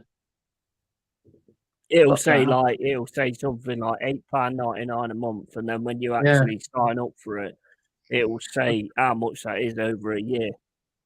The total, you have to keep an eye on that because the total will always be like over a year or something like that. Yeah, so it's not going to just cost you £8.99. I ain't a tight bass or anything. I mean, I'm self-employed, but fucking hell, I was expecting to get paid today, and bastard hasn't paid me. All right. Oh. That's what happens when you work for That's people. the nightmare of being self-employed, mate. Yeah, it is. Yeah. Oh, that was a mistake there from Bristol City. Oh my God! I was just going to say, if anybody wants a discount on my OnlyFans channel, Oh my days! Yeah, if you want to see Jez snogging his cat, then yeah. I could have a Sign up for threesome. I've got 2 cats. Oh God. Mhm. Fucking hell. Ménage à trois. But yeah, I thought it was bad enough my first coming on. When I first come on here, Jez, and it went live, you had Yeti stripping his pussy. I'm like, and he's asking me a question. You know, It's just got worse as it's got along, hasn't it? Really. he's like that bloke out of what's that James Bond film? Oh, Doctor No. Doctor No, that white Persian cat. Yeah. Good evening, Mr. Bond. Yeah, that's the one. That's is that Donald Pleasant? Yeah, The guy with the think it is, bald isn't head with the cat. It is, isn't it? Donald. Is it Donald it is, Pleasant? isn't it? I think it is, isn't it? Yeah, I think it is, or is it Kojak? The guy who played Kojak. Well, Kojak was in. He was in one of them, but that was the one with Her Majesty's Secret Service. Who played Bond in that one? George Lazenby. He was the one that played Bond in that one. Yeah. Yeah, and he shot his wife dead. He got married in the end of that one, didn't he? And he killed her at the end. I've never been a big fan, to be honest, of James Bond. I like Live and Let Die. That was one of my favourites. Like the early days with old Roger, what's his name? Yeah, Roger Moore, Sean Connery. Yeah, Sean Connery as well. Well, he was the first one. He was the first one, Sean Connery. Then George Lazenby was the second. And then Roger Moore was the third James Bond. But Roger Moore, he was the one that did most of the James Bonds. Because that last one he did, A View to a Kill, that Grace Jones was in it. He was, do you know what? He was, Roger Moore, he was 57 or 58 years of age when he did that. That film. He was perfect Bond, though, wasn't he? Roger Moore. He had a sort of charisma. He made it his own, didn't he? You know, and that sort of thing. I mean, the feisty one was obviously Sean Connery. You know. Yeah. Oh, he's as well, to be honest. Yeah. I mean, be honest not with rated you. any of the new ones, to be fair. Yeah, I mean, who was the other one after Timothy Dalton, wasn't it? Timothy Dalton, yeah. Pierce Brosnan, and then Daniel Craig. I like the Skyfall film. Thought that was decent. Yeah, that's not too bad. I don't think that, but in all fairness, Daniel Craig, he is a good James Bond, but he's not my favourite. No. I'll be honest with you. Roger Moore's my favourite. Oh, go on. Oh, you fucking shoot, you twat. Should have had a shot sooner than that. Fucking hell, yeah. I bet you were in like the 34th minute, aren't you? Just hitting the 34th minute now. Yeah. I'm on 33:20. So I'm it's a good game, though. It's very, very end to end. Yeah.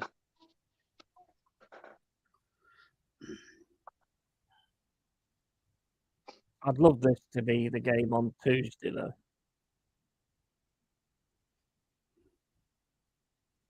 That's all I want from Tuesday, really. I just want to, same as I said in the first game of the season, where we got you Emirates. I just wanted to see us not get panelled and actually, look like we actually belong. I mean, it's 2-1, should have been 2-2, to be fair. We could have even gone on and won it at the end because you lost it. Fucking does this all the time. I'm getting pissed off now. Just a question. What do you think of that? You're on about your iPad, Jez. I don't have an iPad, so I don't know how to use it. But the thing is, if you go on like with your phone and stuff, you have power settings. Yeah, if you set it on full performance, the screen don't go off. And you can also set it on display as well, so it won't let the screen go off.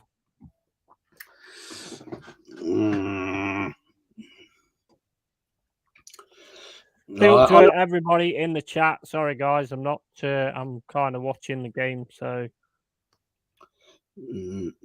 this is a really good game, actually.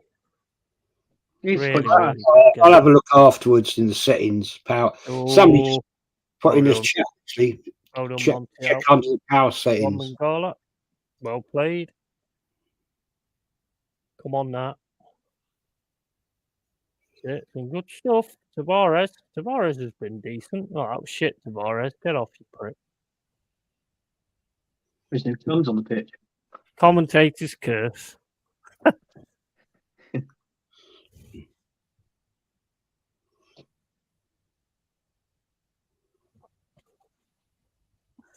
So where's Bristol City in the Championship? 14th. I think they're around about there. Yeah, they are around about there. Yeah. Yeah. You've always been there or thereabouts, and then maybe break in later on in the season. But we've always had good games against each other. Always. Oh, definitely. I mean, that was the first time in a long time when we finished with Gary Johnson. Sorry, Lee's father. When we finished in the playoffs, and what a brilliant first season that was. He had, very good, very good. Yeah, I mean, he did Yeovil great. I mean, he got Yeovil up from non-league right up into the Championship, left them, and then joined us. Yeah, I think he's another one of them managers where a bit like Stuart Pearce was. When it's going well, they know what they're doing, but as soon as it starts to slip, you're not sure how to sort it out. Pretty much, to be honest. I mean, pretty much like Arteta at the end of last season. I'm getting pissed off this now. Right, let's go into the fucking settings. What's going on? Have a look. See if you can find the power settings. I don't have one, so I can't really help you with it, to be honest. I mean, I've got a tablet, but it's not an iPad. I don't think. Cole Pilkington should be the next James Bond. Yeah, that'd be good. Can you imagine that? Cole Pilkington. No, the Ricky Gervais guy. Can you imagine that if he was James Bond? What's it? Idiot Abroad. Yeah. Oh, mate, that was awesome. That was. Like, yeah, I get what you're doing, but why are you doing it? It's stupid, isn't it? It's like an age-old tradition. He's just going. It's a bit dumb, innit? I think he's a bit stupid, to be honest. Yeah. And what was the the sitcom he was in with Ricky? The other one with Ricky Gervais, was it Derek? Oh yeah. Oh, that was brilliant. That was. Yeah, he was the caretaker, wasn't he? Yeah. That was excellent.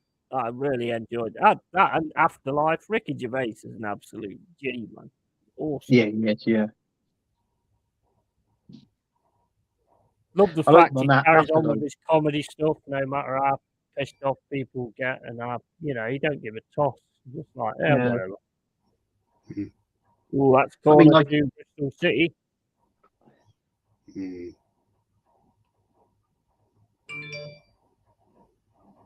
This is a good FA Cup game. I mean, you think of it, that last game you played against Blackpool, I mean, the first game I'm on about, I think by now, Blackpool was 2-0 up in the first half, weren't they? And I think you had to come back. And then when it went to the replay, I think you went 2-0 up, and then they pulled it back to 2-2. It's like, what's going on here? Oh, there's another yellow. There's yellows everywhere on this. 1 second you're laughing, the next you're in tears. Afterlife on Netflix with Gervais's quality. Oh, you know what? I love that bit where the little ginger kid calling him a pedo. Oh, in the playground, yeah. He calls him a pedo, and he goes, "Look, listen," he said, "even if I was a pedo, what bother with you ginger fat twat?" Actually, you didn't see that. He said something else, didn't No, he? he didn't. But I don't want to. I try not to say. I will say it at some point because I Yeah. don't say it once every stream. But you know, yeah, I know which one he said. I'm trying to keep it PG, as they say. That was that was the bit where I saw the clip of it, and I started laughing at that, and I thought, all right, then let's give this a watch. And I think he did. Was it 2 or 3 seasons he did of that, and then that was it? Yeah. It's very emotional. Like Cole said, it's very funny, but then it can be very emotional as well. And the part he played in Derek was, I've got to give him it, it was brilliant. Yeah. The acting in Derek is absolute class. Like, I can't find anything about power settings. Don't know. Hold up, let me have a look. I'll have a look at half time, Jez. Yeah, don't worry. I mean, it's... I'll just Google it. iPad display keeps going off, and somebody have answered it. There'll be other retards like you out there, I'm sure. Yeah, absolutely. yeah. I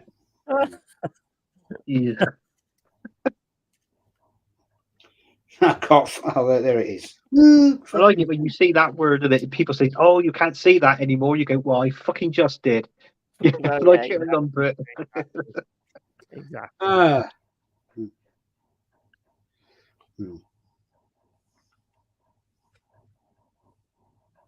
There's not absolutely any word I can't say, to be fair. Well, there is certain words I won't say that I don't want to say them, but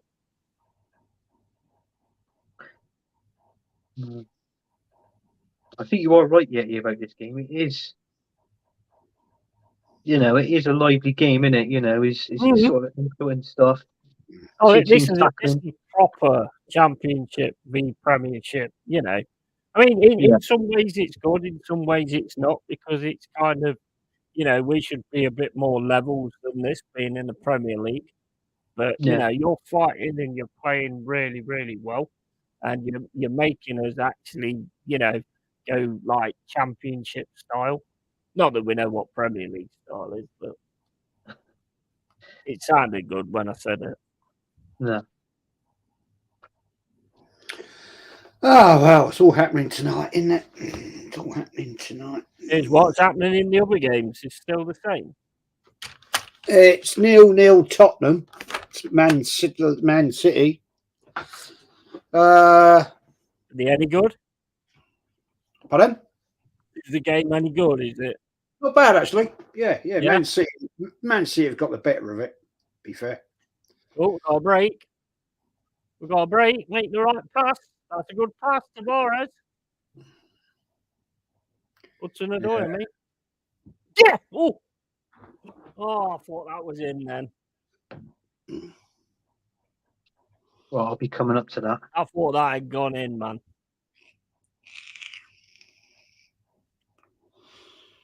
Hey, yeah, you know what we were talking about earlier? Yeah. I was supposed to be on a stream. Yeah. Is it what? I was supposed to be on a stream, wasn't I? Oh, yeah. Yeah, it's tomorrow now. Oh, right, okay. Yeah. Well, the person you're talking about did something the other day on Lee's stream, and I think he instantly regretted it because Lee was saying, like, oh, I'm going to go on the beach. It's like 26 here and stuff like that. And he turned his camera and shown the back of his yard and everything.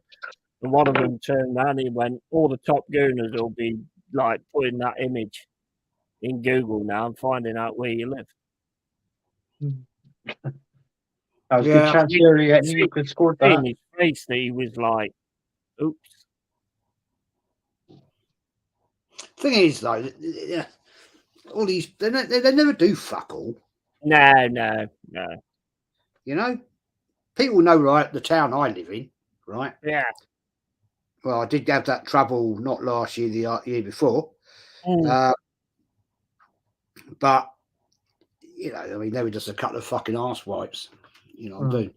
And That was an absolute freak, like one-off on it. That was. Well, I was pissed out my head with the wife. Yeah. Like, you know what I'm saying? But that's that at the end of the day. Do you know people still watch that video? Yeah. I still get comments about it. Not often. Yes, I'm going to tell you the truth now. That video you did, I was actually, I was on my tablet, and then when you go, like, you know, because I missed your show the other night, but I watched it on catch up, and I watched that, and then obviously on your page, on your shows you do, that come up. That show you did, like, you know, and in all fairness, I did watch a little bit of it as well, of that show. But it wasn't that one fucking on. I mean, over an opinion. Yeah, I know. They paid the price, though, man. They paid the price. Yeah, that's the main thing, isn't it? Half time now. You nearly scored there, Anthony, right at the end. I think you did, yeah. Whatever. Oh no, this is a corner now to you. You've defended this as a corner. So is this what you're on about? The corner coming up? No, yeah, the one that's yours, your corner, not ours. Yeah. Did you see the Danilo shot? Oh, yeah.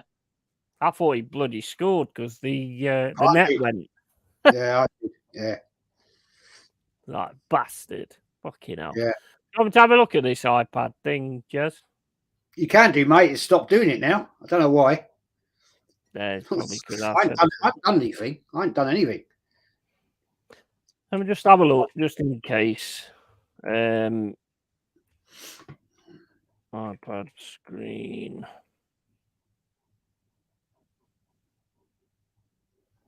It's going black. Is that right? Yeah. Well, it just fades, and you got to touch it to come back to full color. It's like it's going to time out, you know. Yeah. Yeah, the screen darkens, and then when you press it, it goes back to normal. I get it on. Yeah, I get it on my phone, and also I can when I'm on a show with you, because I'm on it on my mobile. And if you ever see me like with my hands like this, you might see my hand like this every now and then for the stream. That's because the screen gets darker, and I got to touch it to bring it up to full light again. Yeah. It's like a why does my iPad go dark randomly? It's like it's timing out, isn't it? Yeah. It's basically saving the energy. That's what it's doing. Yeah. I mean, that's a fucking beautiful stadium there, isn't it? Come on, let's be honest, lads. Let's keep your input on it. It is nice. That's actually they've actually done 3 of the stands out, and the other one that looks odd, the smaller stand. That's because we had a guy called John Atthew who was a city legend, so we named the stadium after him. And behind that stadium, you've got the garden, you've got the houses with the back gardens. So our owner, Steve Valentine, what he wanted to do was extend it so it all looked the same. But extending it meant that people had to have it, the stands would take up some of the gardens.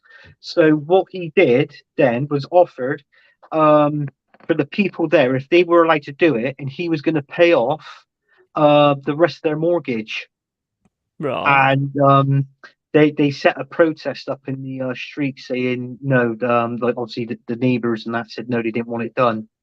And it's a shame really, because if that was my house, I said, well, bloody hell, you could, because they're big gardens, they're massive gardens.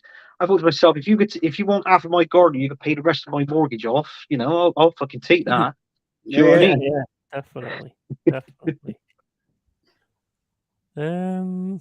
I went to that ground years ago. It was a Bristol City, Cardiff City game. Years and years. I was a kid, about 10, 11. Yeah. Years ago.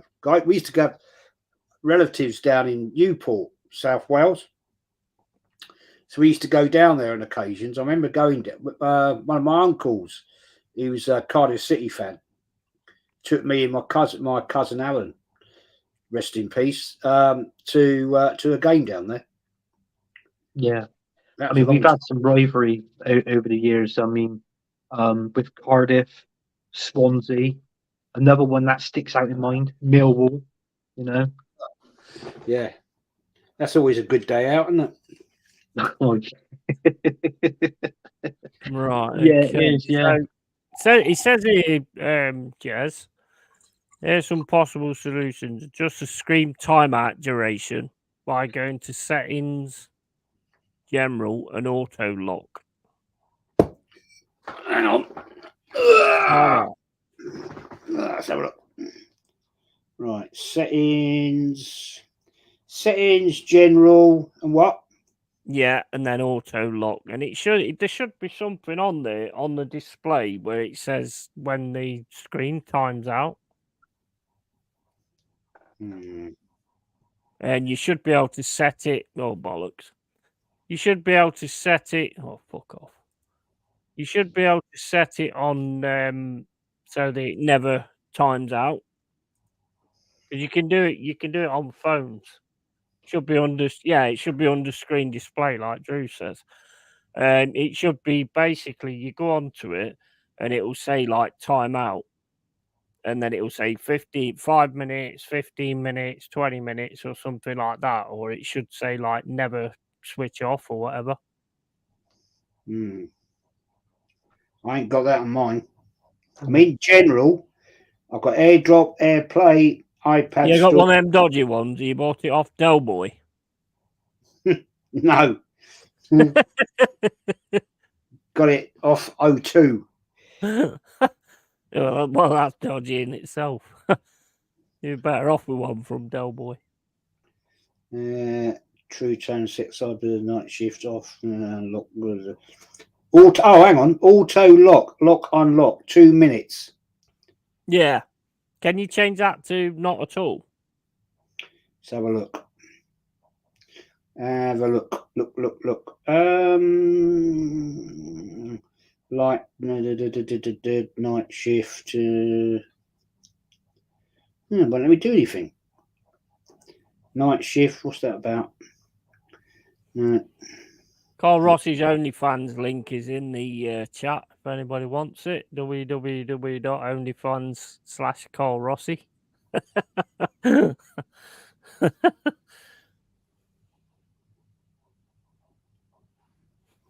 Well, let me check. Oh, hang on. Automatically lock and unlock your iPad when you close and open no power mode. Auto lock is restricted to 30 seconds. Well, let me do it. Let me change it. That's weird. Must be like an administrator thing, because normally you have to be administrator to actually change things. Yeah. It's got auto lock 2 minutes. There's obviously something you can. It's got an arrow by it, so you can change it. But it's saying lock, unlock. I've got on. Automatically lock and unlock you with your iPad when you close and open the iPad cover. When in low power mode, auto lock is restricted to 30 seconds. Yeah. You got it plugged in all the time? Huh? You got it on charge all the time? Yeah. Well, it shouldn't be doing that at all then, really. Well, it's always in the settings because it's on your phones as well. And basically, well, it's same with a PC. It goes to a screensaver. If you don't have max performance on the power, and then you can basically stop it.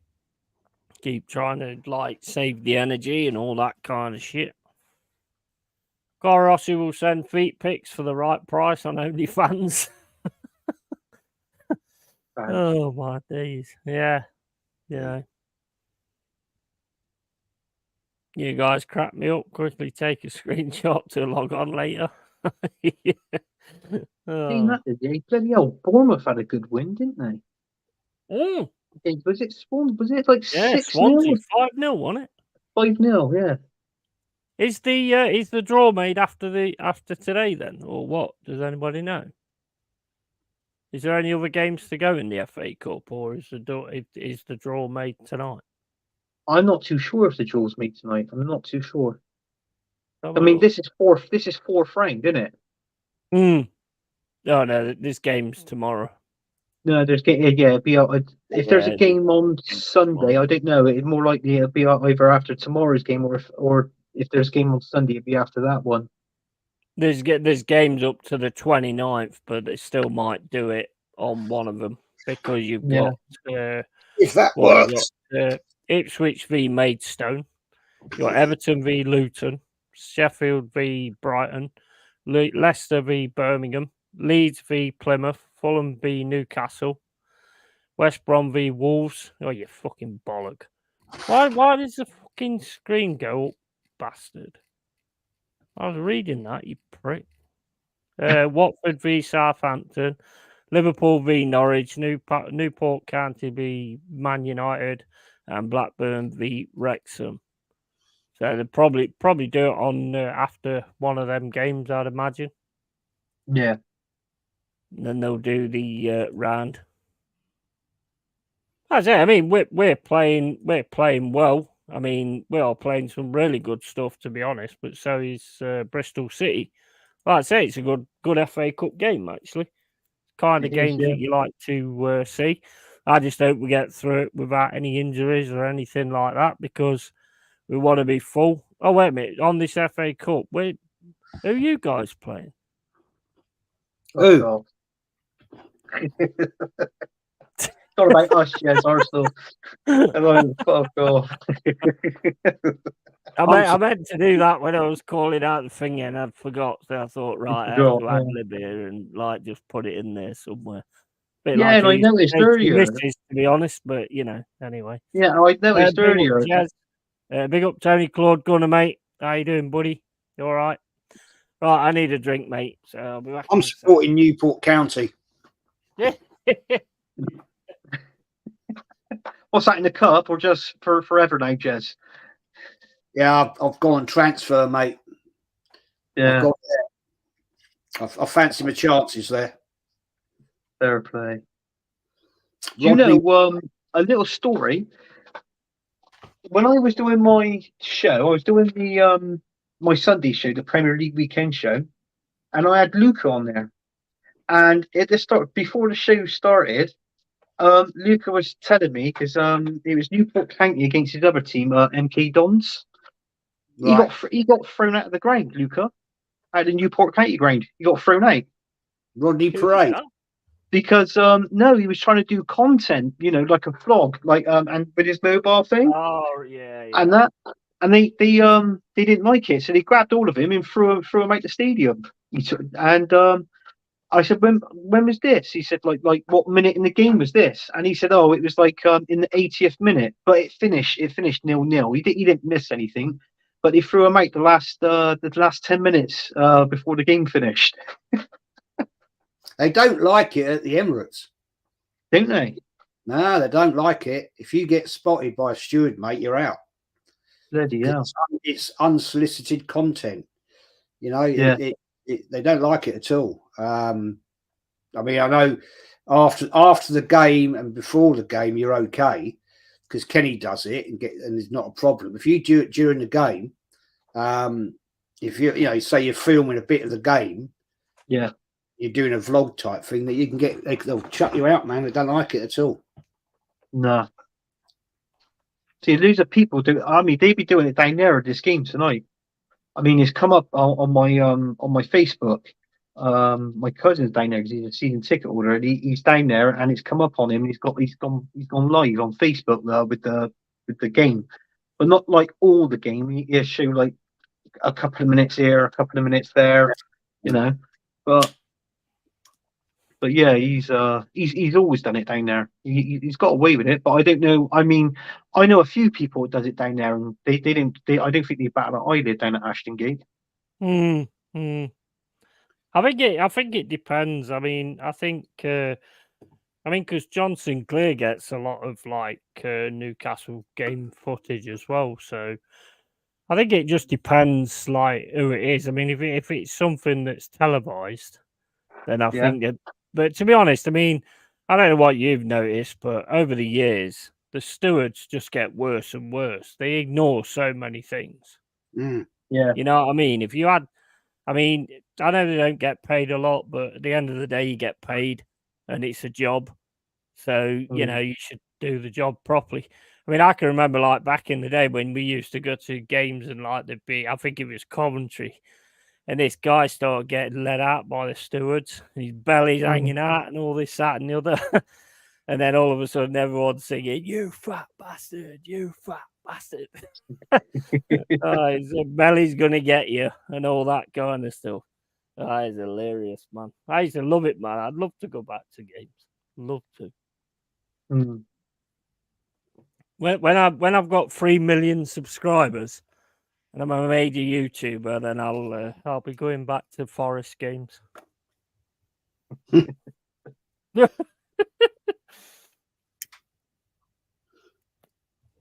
think I'll probably be about 99-year-old if I manage to get that far.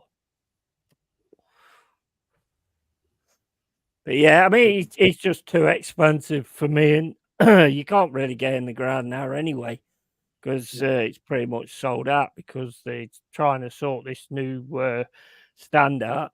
And I'm glad we actually stuck with the place where we are, because I don't think there's nothing worse than actually leaving your old stomping ground. You know, like for you for instance, Jazz, like, you know, wanting to go to an Arsenal game and you've got to go to the Emirates. You can't actually go to Ivory, where you've like spent most of your fucking life, basically. Oh yeah, I mean, I don't like the Emirates at all. I think it's soulless. Yeah. You know, that's why I gave my ticket up in 2016. I got fed up with it, to be honest. You know, it just got too expensive, man. Yeah. All the travel and all that, and it was just, I just thought, you know, I can't be arsed with this. In the end, and the way the club was going, I was getting fed up with it. I just thought, stuff it. Sad, really. You know, sad. I used to love the atmosphere of going to games, but nah, not now. Can't be arsed. Yeah, absolutely. Definitely. Eros says, yeah, he already has 3 million fans on OnlyFans. Yeah, and that channel is going really well. I mean, I don't show any CUNT, but, you know, I'm on there, so there's a CUNT right there. So, you know, that's what it's all about, isn't it, at the end of the day? Yeah. I think you're ready to make a substitution, it looks like, yeah? Yeah, I've just done it. Right. Oh, yeah, Morgan Gibbs White. I'm nattering away. I'm forgetting. I'm actually.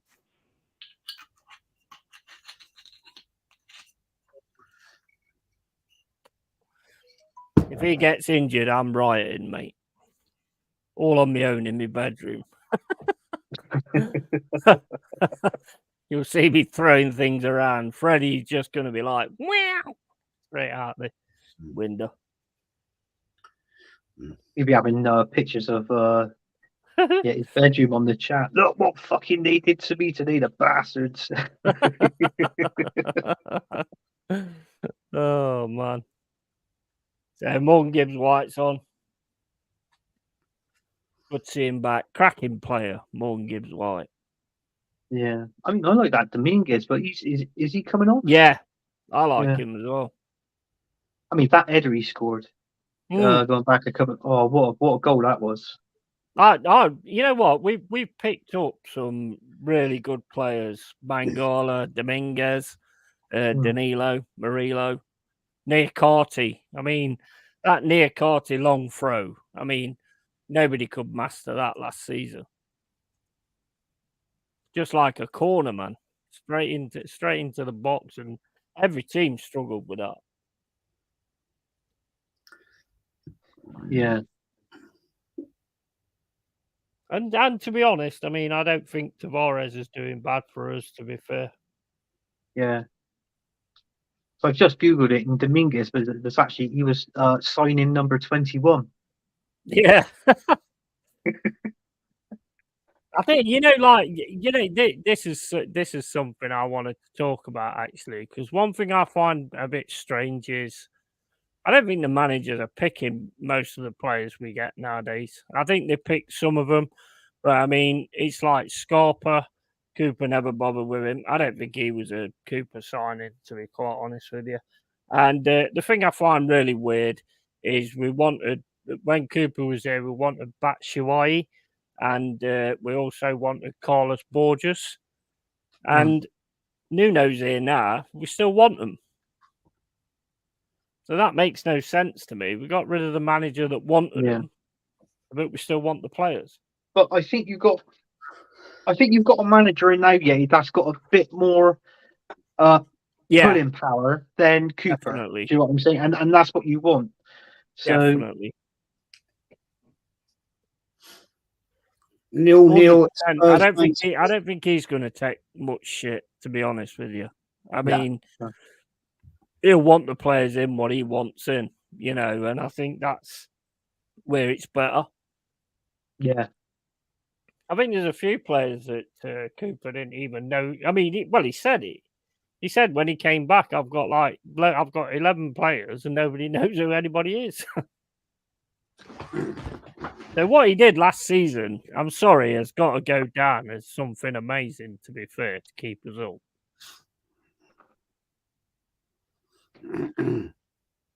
You give me any manager that can have all these players, and actually create a team that played like we did at times. I mean, there's one time where we were just winning left, right, and centre. I think we got to 13th, was it? And then it kind of went to shit after that. Yeah. Can't knock what he did, to be honest. No.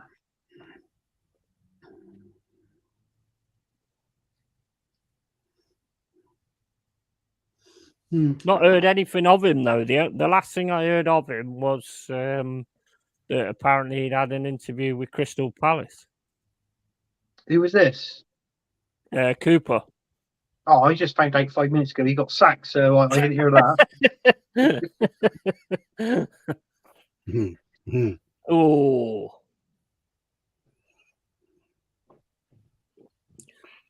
Go on, lads. I mean, that Nico Williams, people are looking at him, but they're looking at him they're looking at players to take him on loan and things like that. I mean, we want the money, man. Yeah. Do you think this FFP is going to fuck that up where players... I mean, don't get me wrong. I think it might be a good thing for the loan market to all of a sudden become something again in the Premier League. Well, I didn't know. It's been something for a while. No. I mean, this FFP, basically the rule of it is that you've got to level your books within 3 years. That's the rule. You've got to level your books within 3 years. But you think of it, the last 3 years, you've been in. You might as well say the last 2 years you've been in the Premier League. So that has been that season that had been when you started in the Championship. That year you've got promoted. Yeah. Do you know what I'm saying? So but from that, didn't you have Didn't something happen to one of your owners? And you had a new owner that come in and took over the football club at Forest. What you mean for what? Yeah, I think. Yeah, I think he's a prat, mate. I knew he was a prat right from the start, and I said it in all the Forest forums and stuff like that. And I kept getting booted out for being negative. Well, I was absolutely right because Fawaz did exactly the same as what new players do. Oh, I love Forest. I know all the history and all this, that, and the other. I just saw straight through it. I just thought, you know what? You're a twat. You don't know what you're talking about. None of the money was his. We had so many put us in the news for silly things. I mean, we got done FFP in Championship as well. Yeah. Ages. It was a while back now, but we did actually get done FFP on that as well. Corbin says, I would keep Williams and Mangala. If I could only keep one, I would pick Mangala. He's bloody top notch. I agree, mate. I totally agree. But whether we're going to keep him, I don't really know. I've heard that he's interested in going. So I don't know. I'm one of those that if you don't want to play for the shirt, then fuck off, mate, to be honest. I'm very, I don't mess around with that kind of thing. I don't want anybody who don't want to be here. Or you can actually sign a right back by the name of Ben White. who actually doesn't like football at all. Yeah, I know. Yeah. Yeah. You don't And like says football. it as well. Yeah, he actually came out and said with football. He went, no, I didn't like football. He's like, hang on a second. You were a £50 million buy from Brighton. Yeah. Okay, I'm not being funny. When we first signed Ben White for 50 million, we played him at centre back. He was absolutely shit at centre back. I'd never seen a worse centre back in all my life. It was And then terrible, wasn't he? Arteta must have had I don't know. I think something came over him in the middle of the night and thought, hang on, I'll play Ben White right back. And to be honest with you, he actually found his position. So I will give credit where credit's due on that. But yeah, and when he interviewed him, he's like, "No, I don't like football." You're like, "Hang on a second, you're playing for a top Premier League club. You don't like football?" Yeah. I never ever worked that one out. The only one I'd like to actually see him come out and tell the truth is Arteta, and actually say in an interview that I'm not really a manager, to be honest. I have no idea what I'm fucking doing. I have no clue, because that one I'd be like, now that I believe that is 100% exactly 100%. He's a clown, mate. He's a clown.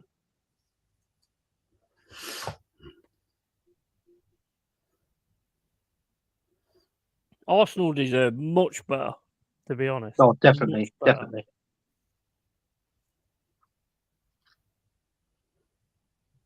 Well, right. How you can spend 700 million and not have no depth in your squad. No youth team. I mean, at one time you'd do these cups and you'd send the youth team out. And I can remember the players that, well, I don't remember the names, but I remember the players you had in the youth team under Wenger. And I was like, man, these look fucking good. Arsenal's got a really decent future. And you must have actually got rid of them or something. I've never seen them again. Yeah. I mean, you look at it, the players we signed. I mean, let's go back. Robin van Persie, £2 million buy from Feyenoord. You know, end up going to Man United for 30 million. Yeah. What's the other one? Nicholas Anelka, £500,000. £500,000. We ended up selling him for, well, what was it, Jess? 25, 28 million, something like that? Yeah. 25 million. Yeah. Yeah, but you had people in charge to do finance in them days. You had Sir Peter Hillwood and David Dean. You know, that's right. You know, different levels, man. You got this clown in Edu and Vinay and Garlic Head. You know, they haven't got a bleeding Scooby. Garlic Head's just been promoted. The trouble is, though, I don't understand. When you've got the owner and you've got the manager, right? Why the hell do you need all these donuts that's in the middle? So it's like, let's say if Arteta is interested in a player and thinking, oh, I don't mind him. Is it he's got to ask Edu, then he's got to go up to the chain of command, and then when he actually think about it and he get an answer, he's got to go back down the chain of command. And by then, that he's already gone to another team, or it's like everybody's doing their signings, and it's always the same with Arsenal. We're always the last ones to do signings. And all these other people, like, you know, the top players, they're going here, they're going there. And you're thinking, fuck's sake, come on, Arsenal, get your book out. Yeah. I mean, I don't get it. I think sometimes our football club is ran in a weird way. Arsenal Football Club. I'll be honest with you. I don't think Arteta picks any of them, to be honest with you. I think he's just used as a face to say this is the player I wanted and all this kind of thing. I don't think he picks any of them. And the reason I say that is because that guy couldn't spot what he needs if he fucking had the best glasses on the fucking planet. He's clueless. He's spotted no good youth. You know, he's not bringing any of that into there. He's not putting any of that onto the bench. When they do get on the bench, they're just on there just to be on the bench. They're not actually played or anything like that. He can't see what Smith Rowe offers. No. Do you know what I mean? This guy cannot see what players offer. So how can he be the one in charge of bringing people in? Yeah. I mean, going back a few years ago, I mean, Smith Rowe was one of our top goal scorers where he's playing. I think he had 10, 11 goals. Mate, honestly, Smith Rowe's a weird one for me because even I saw that it's LB, the Man City fan, and Yeah. even he was saying, I'd take Smith Rowe, and that's Man City. Well, exactly. I mean, I mean, there was talk. There was Unai Emery wanted him for Aston Villa, and that fell through. And who was the other one that went in for Smith Rowe? Was it West? It wasn't West Ham, was it? West Ham, yeah. And Yeah, he said West no. Yeah. He said, no, he's a vital part of my plans of 5 minutes a game. Well, there's no point. What's the point of keeping a player Well, of that caliber and you're just going to play him for 5 minutes? Yeah, I mean, mate, the guy's a clown. He's got no idea what he's doing. And to be honest, I have to question Smith Rowe as well, because in that documentary, he said he wants it all and he wants it now. Now, if he's putting the time in on the training pitch, then any other manager, he would get, first look over Odegaard, in my opinion. But, this guy he has no fucking clue, man. He has no clue. Evident to see it as an outsider fan. It's evident. Go on. Oh, straight to the goalie, man. It's evident to see for me that this guy has no idea whatsoever. He's absolutely how the hell he's got this job. I don't know. Honestly, I don't. I don't know how he was signed in the first place. I just don't know. I don't get it. Proven manager Unai Emery actually been there and done it, and then I don't understand it at all. I mean, when we got Bruce Rioch, it was only an interim thing because we knew that Wenger was. Well, we didn't as fans, but David Dean as a Peter Hill Wood, they knew Wenger was going to come at the start of the season. He made the statement he was going to honour his contract at Grand Passat in the J League, and respect for him for doing that. But I felt a bit sorry for Bruce Rioch, to be fair.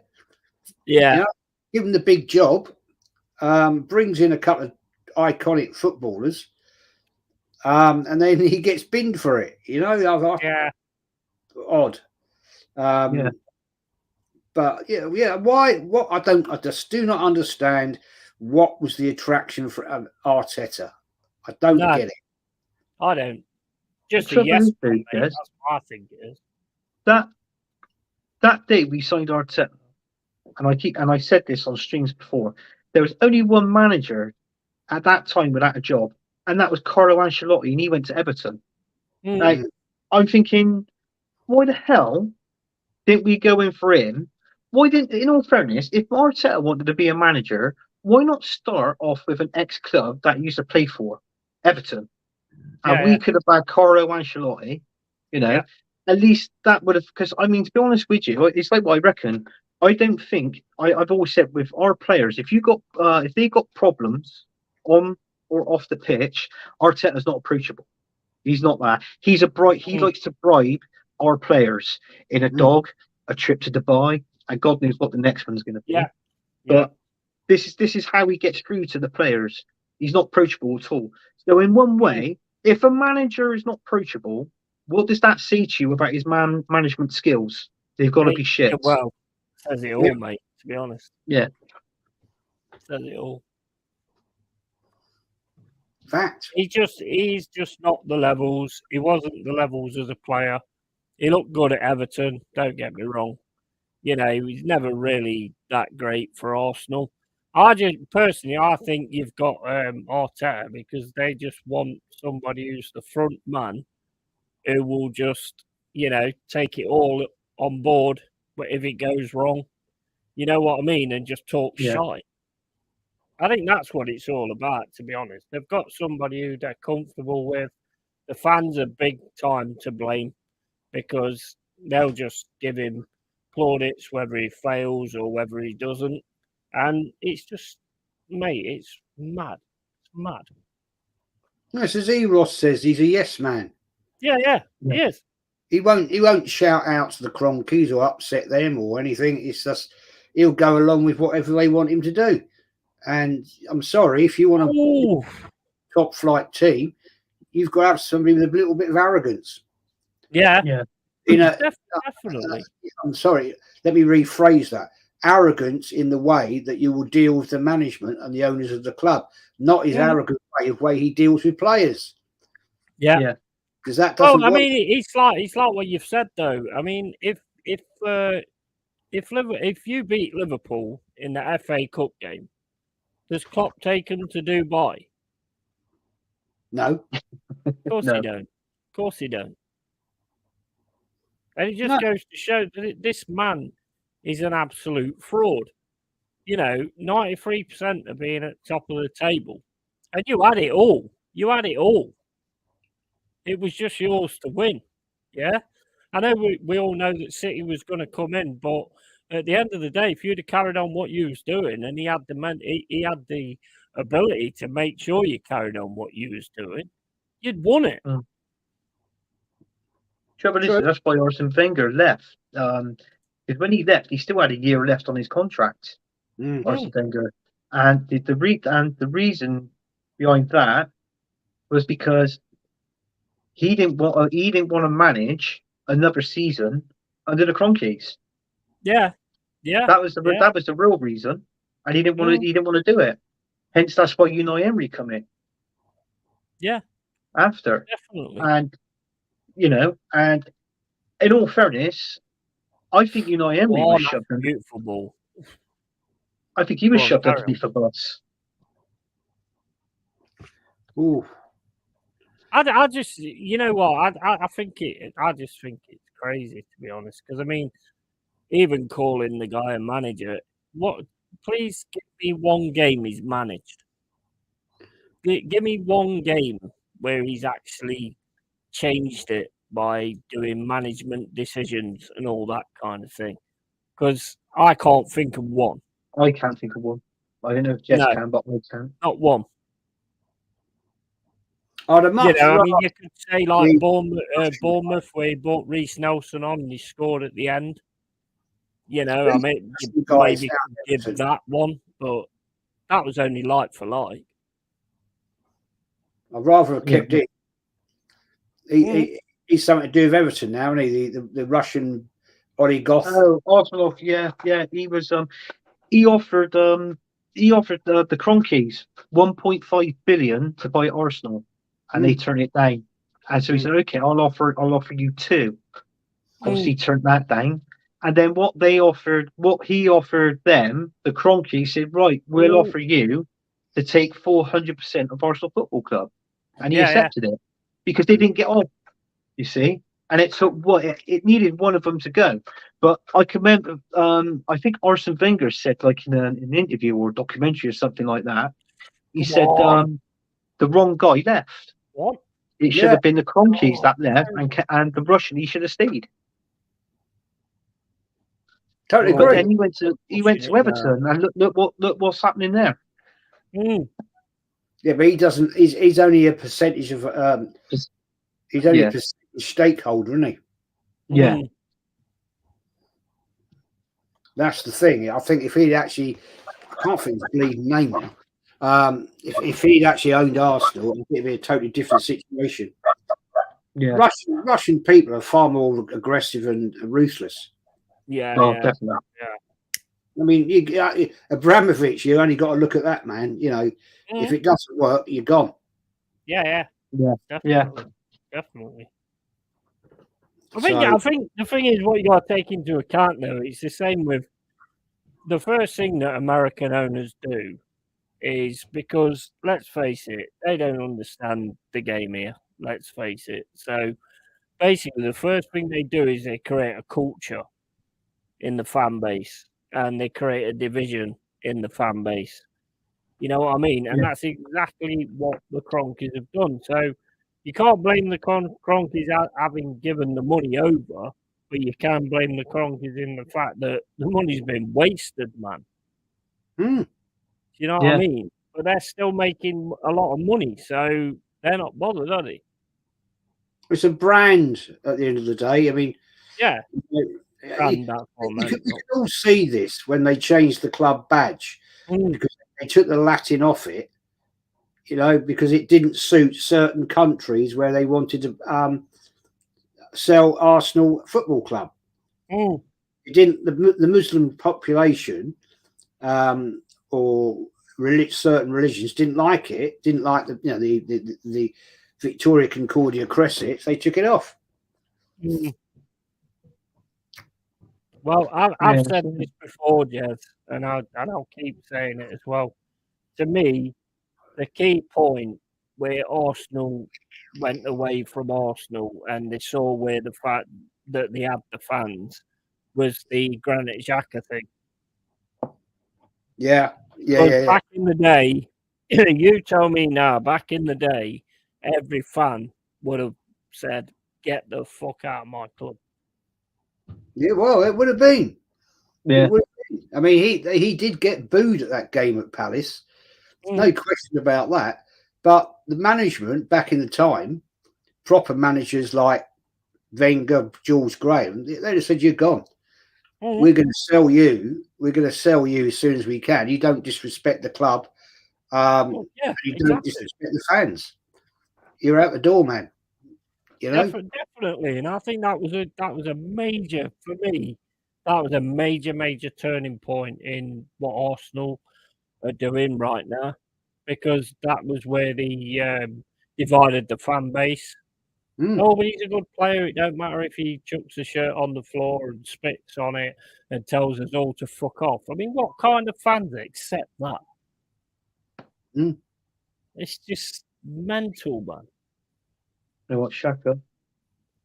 That's where I think they dug their claws in my opinion. Go on, Hudson. Adoy. Oh, my days, don't do that. Oh. No, bad pass. Go on, stop panicking. Oh, now my stream's gone. End the stream, Dave. My stream's gone. It's gone on fucking buffering. Mine did. It's just come back. But yeah, that to me was a major part of Arteta, because it's like, you know, what more can you do to fans and stuff like that? You know, it's like you go out the FA Cup. I get it, you know, the fact that, you know, it's not big money to win the FA Cup. But the thing is, it just shows to me that football is going away from the fans more and more. But we all wanted these billionaire owners, yeah? And billionaire owners want to make the most money. You know, they ain't going to give shit about the fans. They don't give a toss about the fans. No. Apart from when they're spending money on merch. I mean, how much merch do you release in a season? Exactly. You know what I mean? Oh, you nearly scored, man. Go back a few years ago, Arsenal, I knew that because I sort of looked into that and like Googling and stuff like this and that and whatever. It said that this going back, I think this must have been 5 years ago, 5 seasons ago. Arsenal used to get £2 million a home game. So if that was 5 years ago, you think of how much they're getting. And since then, they put their prices up by 20%. Yeah. Right? Yeah. And then, so they must be getting at least almost, so that's 2.5. I would most probably say around about £4 million a home game, easily. Oh, all day. So you do that. 4 times, well, it'd be 19 games a season, wouldn't it? Because half your games are played at home and half away. So, you know, that's 40. What's that? 80. So yeah, so you're talking around about roughly 80 million there, or 76 million if you want to be precise, you know. So you know, there's that. Then there's all like TV rights and, you know, shirt sales and all this and that, what goes on in the club.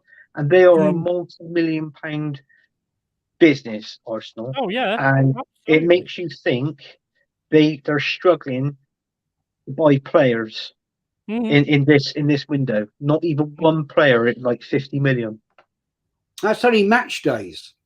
What? You think of worldwide wide sails. Yeah. Right? And somebody put in the chat a little minute, half an hour ago, steak sandwich at the Emirates, 27 quid. Oh my! It was. days, It's what? 28 quid. Is basically a steak sandwich, chips, and a bottle of water. That's £28. Do you get Salt Bay for that? Yeah, yeah. I think you might find that might have been Tony. Early Doors might have put that That is in. disgusting, man. I can't remember who it was, but somebody put It might have been Tony Early Doors, I think, because that was discussed on the on Wednesday's night show. That it had me, Tony, and Hot Fuzz on the good, the bad, and the ugly. And I'm proud to say that I wasn't the ugly this week. It was Tony. So great fun information. I mean, you know, you go into one in the concourse there, yeah. A 250ml glass of red wine, it's £9.60. And it's shit. It's absolutely dross wine. You know, and I'm thinking, what am I paying for here? Fish and chips is like about nearly a tenner. It's a piddling little bit of fish and chips. I mean, it's not even top class food. You know, I don't mind paying for quality. Yeah. You know, if it's decent grub, then I don't mind paying for it. But at the end of the day, I'm not paying for shit. You know, I know fish and chips anyway. You go to a fish and chippy now anyway, it's expensive because of the cost of catching fish, right? But you know, it's a joke because it's so inflated, and I'm thinking, what am I paying? I'm not going to pay that. People do, people do because they'll travel to the game, they haven't eaten or whatever, and it will get they're there for the match day experience. Good luck to them, fair play, but. Nah, not for me. No. You're a fucking madhead if you pay that for a fucking... I mean, I was at Monsters of Rock ages ago, and obviously it's a closed audience and all that kind of shit. And I went to this thing with the chips, and I went, "Oh, how much is the chips?" And he turned around and he went, "Oh, it's £10." I went, "Oh, okay. So do I get fucking stocks and shares in your fucking company for that?" Like, fuck off. And it's like a little tray. It's got like 6 fucking chips in it. Oh, what the fuck? You're not good at Gordon Ramsay, for fuck's sake. No. Yes, it is. It's pathetic. You know, I mean, burger and chips. I mean, you know, it's not even cooked nicely. It's all greasy and oily. Yeah. The burgers is normally a rustler, mate. To be honest, it's a £1 rustler. Do you know what? We had that. My missus. We went out for her nephew's 21st birthday party last week. Went to a pub, had a few drinks, had a meal. Burger, chips with a bit of sauce. It come in a silver, like, you know, in a pot. The sauce, 25 quid.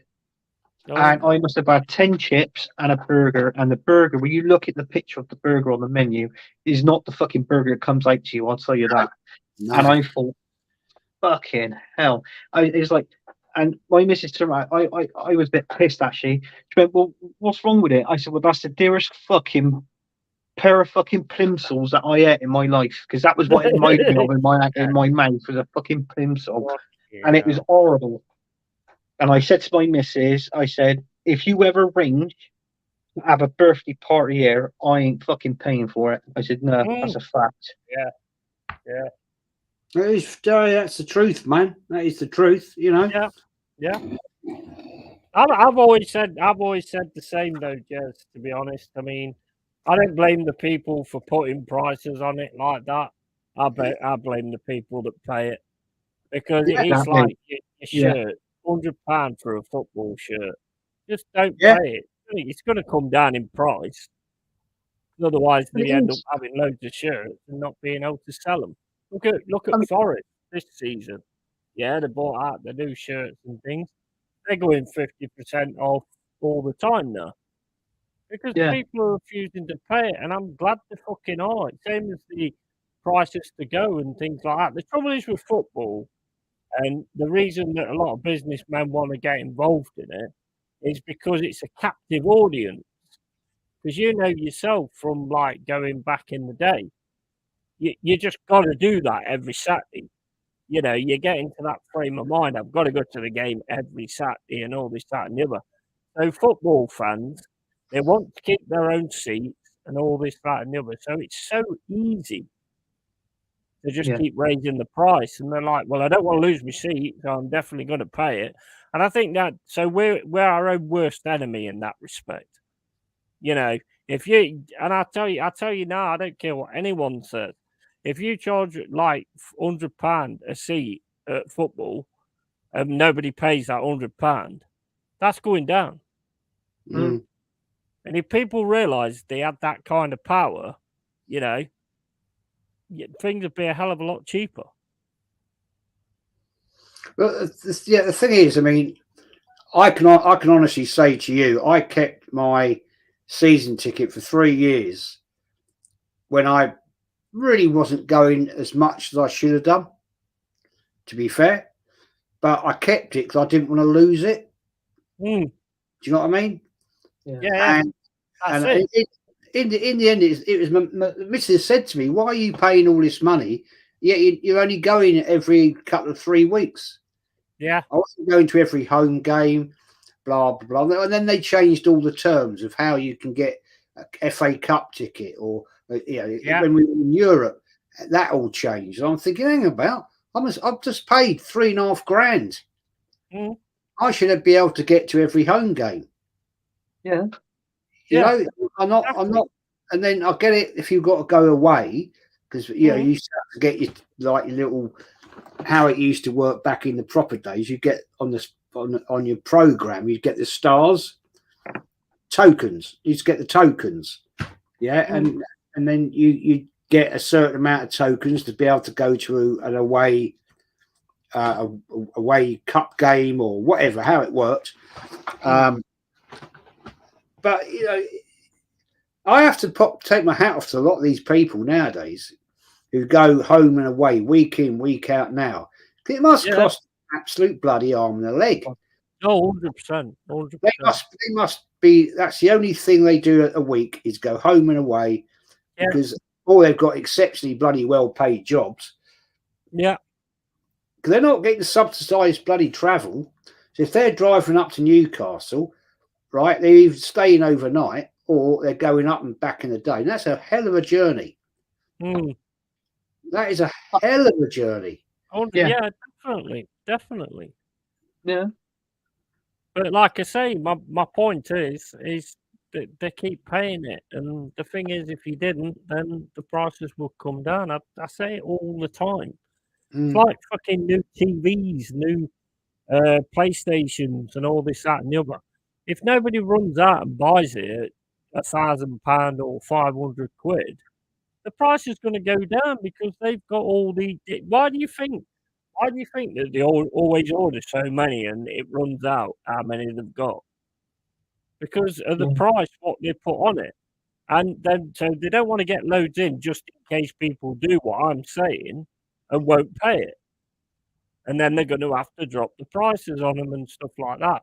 You know what? I think people need to understand we have so much power.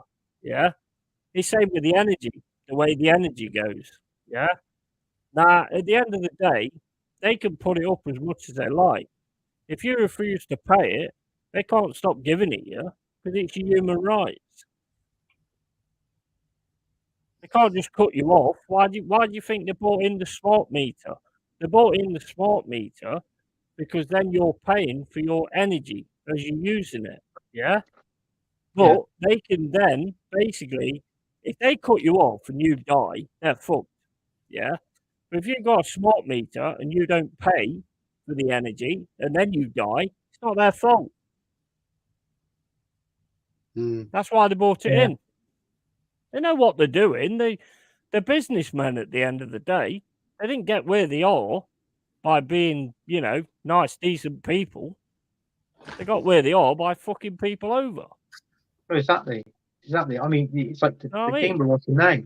I mean, in Bristol City, for an adult, you're almost to watch Bristol City now, just for one game, an adult, you're talking anywhere between, depending on where you're sat, obviously, you're talking about what, £38, maybe 40 quid. Yeah. And this is true. I mean, kids. I took my son down there, and it was only because he was under 12, which was the cheapest price for under 12s. And for under 12s, it was like 18 quid, £18.50. Mm. And then for my daughter, that went. She's 21, and I had to pay. Okay, I think I had to pay £28 for her. Yeah. So Yeah. do you know what I mean? So it is a day. It is a it is a day out. And what do they call it when you have a meal there? Hospitality. They got like if you've seen it, you see that sign in the corner of the Ashton Gate. It says Heineken. And that's if you walk through those doors, that's a bar, right? And then you've got these other rooms where you can hire out rooms and you can have a really nice meal and all that in there. And that was what we did for my 40th. And for me, just for myself, that was the best part of. Well, I think it was like 80 quid, 85 quid. Right? Yeah. But you were limited. If you paid that, you were limited to the stuff that you can eat on the menu. So you had like it was a good menu, but it's just limited. So we paid all that. That was a few £100. Obviously, with all like family members going there, and then you have a legend, like a Bristol City legend, speak after your meal and after the game, sort of thing. And the legend who spoke there at mine was actually my mate it played for him. Was Paul Cheesley. He scored the winning goal against Arsenal down at the clock end at Highbury. Paul Cheesley. And he was down there, and he was I was chatting to him because his career, I think he told me he was 30 or 31 when his career finished. He was in his early 30s, and he got paid out back then was about 12 grand. And the person that finished his career was ex-England goalkeeper Peter Shilton. Yeah. When he played for Derby. Wasn't it? Yeah. Shilton. He played for Derby back then. And he finished his career. And he went into the pub industry. And then he owned the pub across the road from where my mum and dad lives. And he knew that I was obviously an Arsenal fan as well. And he balled it up in there, and he mentioned about the goal. He said, "There's someone in this room, I think, that I keep telling this story to." Me, I've had a few beers. Me being me, I went, "You prick," like that in the background, and everyone started laughing, like sort of thing. But yeah, I mean, he's a nice guy, but it's like what you said, the price of things, and trouble is that you could pay the full max for something, full price, and you're like, well, was that really worth it? For what I seen and what I experienced, was it really worth the full price in the first place? It wasn't. No, not at all. Never is though, mate. It's never. I mean, I used to work at PC World, and you had all these computers that was like £2,000 and stuff like that. And I was talking to the manager and things like that. You know how much for computers worth £2,000 on the shelf. Do you know how much the company gets it for? How much? About 500 quid. Yeah. So the rest of it is markup. That's why when they don't sell, they put the prices down. It's so fucking obvious, to be honest, but people just don't get it. And the thing is, we're in this thing now where it's like you've got social media, so everybody wants it first. And they just don't care what price it is. Like with the Apple iPhones and all that kind of stuff.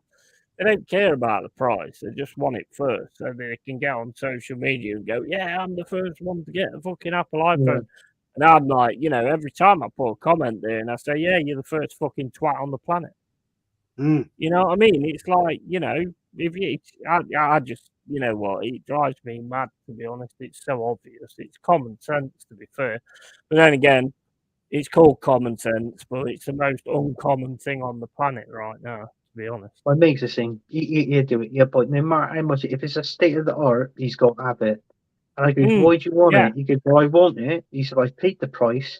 And I know he's right to a certain extent because I used to say it. And he goes, oh, anything to keep the economy going. And I'm like, oh, God. I was like, what the fuck? It just honestly, what do you mean? If I fucking slap my head every time I thought of these things, I'd be in a fucking nuthouse. Yeah. Yeah. Right, guys, I'm just going to go and get a piss and a drink. I was going to say a drink, but anyway, I'm having a piss as well, so I might as well tell you. You know, it's an open stream. Well, actually, the piss ain't an open stream; it's mine. But anyway, I'll catch you in a minute. See you in a bit. Okay, no. Legend. He is, isn't he? He's actually put that. Huh? So I was just looking at that picture of what he's put up now. He's took his camera off. So Oh, yeah. Sorry. Yeah. Next goals, yeah. Class. Ooh, Christ. I'll tell you what, this Tottenham Man City game's a good game. Is it? Mm. Do you know what? I was thinking about putting that on, but having the volume down, but having it sort of like on in the background so I could sort of turn around and. But I didn't know. Is Villa still winning 1-0? I think they were 1-0 up, Jess. Yeah. I think they're still 1-0 up. It's still 0-0. Good Yeah, game. you've gone into. Yeah, he's almost. What minute are you in now? Something like the 88th minute. In which game? What? Bristol City in Forest. Yeah, just about 88 minutes now. Yeah. I mean, for a neutral, this game's been pretty decent. It has been. I wouldn't say if you're a Bristol City fan or if you're a Forest fan, you're going to be on your edge of your seat, aren't you? But I've quite enjoyed it actually. I got quite engrossed in it. To be fair. Yeah. I mean, you're saying about. Remember you said this has been the best FA Cup game I've seen yet, to be honest. Go on, mate. I mean, obviously, I'm a Forest fan, but it's just been end to end. It's been absolute quality. Either team could have won it. It's not. Is it extra time tonight? Don't know. No, I don't think it is. I think it goes up. It goes into a replay, doesn't it? It'd be the Forest round. Yeah, I'm not. I know they changed it, and that might be in the League Cup. I can't remember now. But yeah, I think it would be back to the City ground, wouldn't it? Yeah. Oh, hang on. Yeah. My screen's just... to be fair, but... There was a chat. There was a talk about a couple of weeks ago. I mentioned it in one of my streams that people are calling for no replays in the FA Cup, League Cup. It's just to go to extra time penalties, to save fixture congestion. I'm not sure I agree with that. I think maybe it's historical. Yeah, I think it's a good idea, to be honest.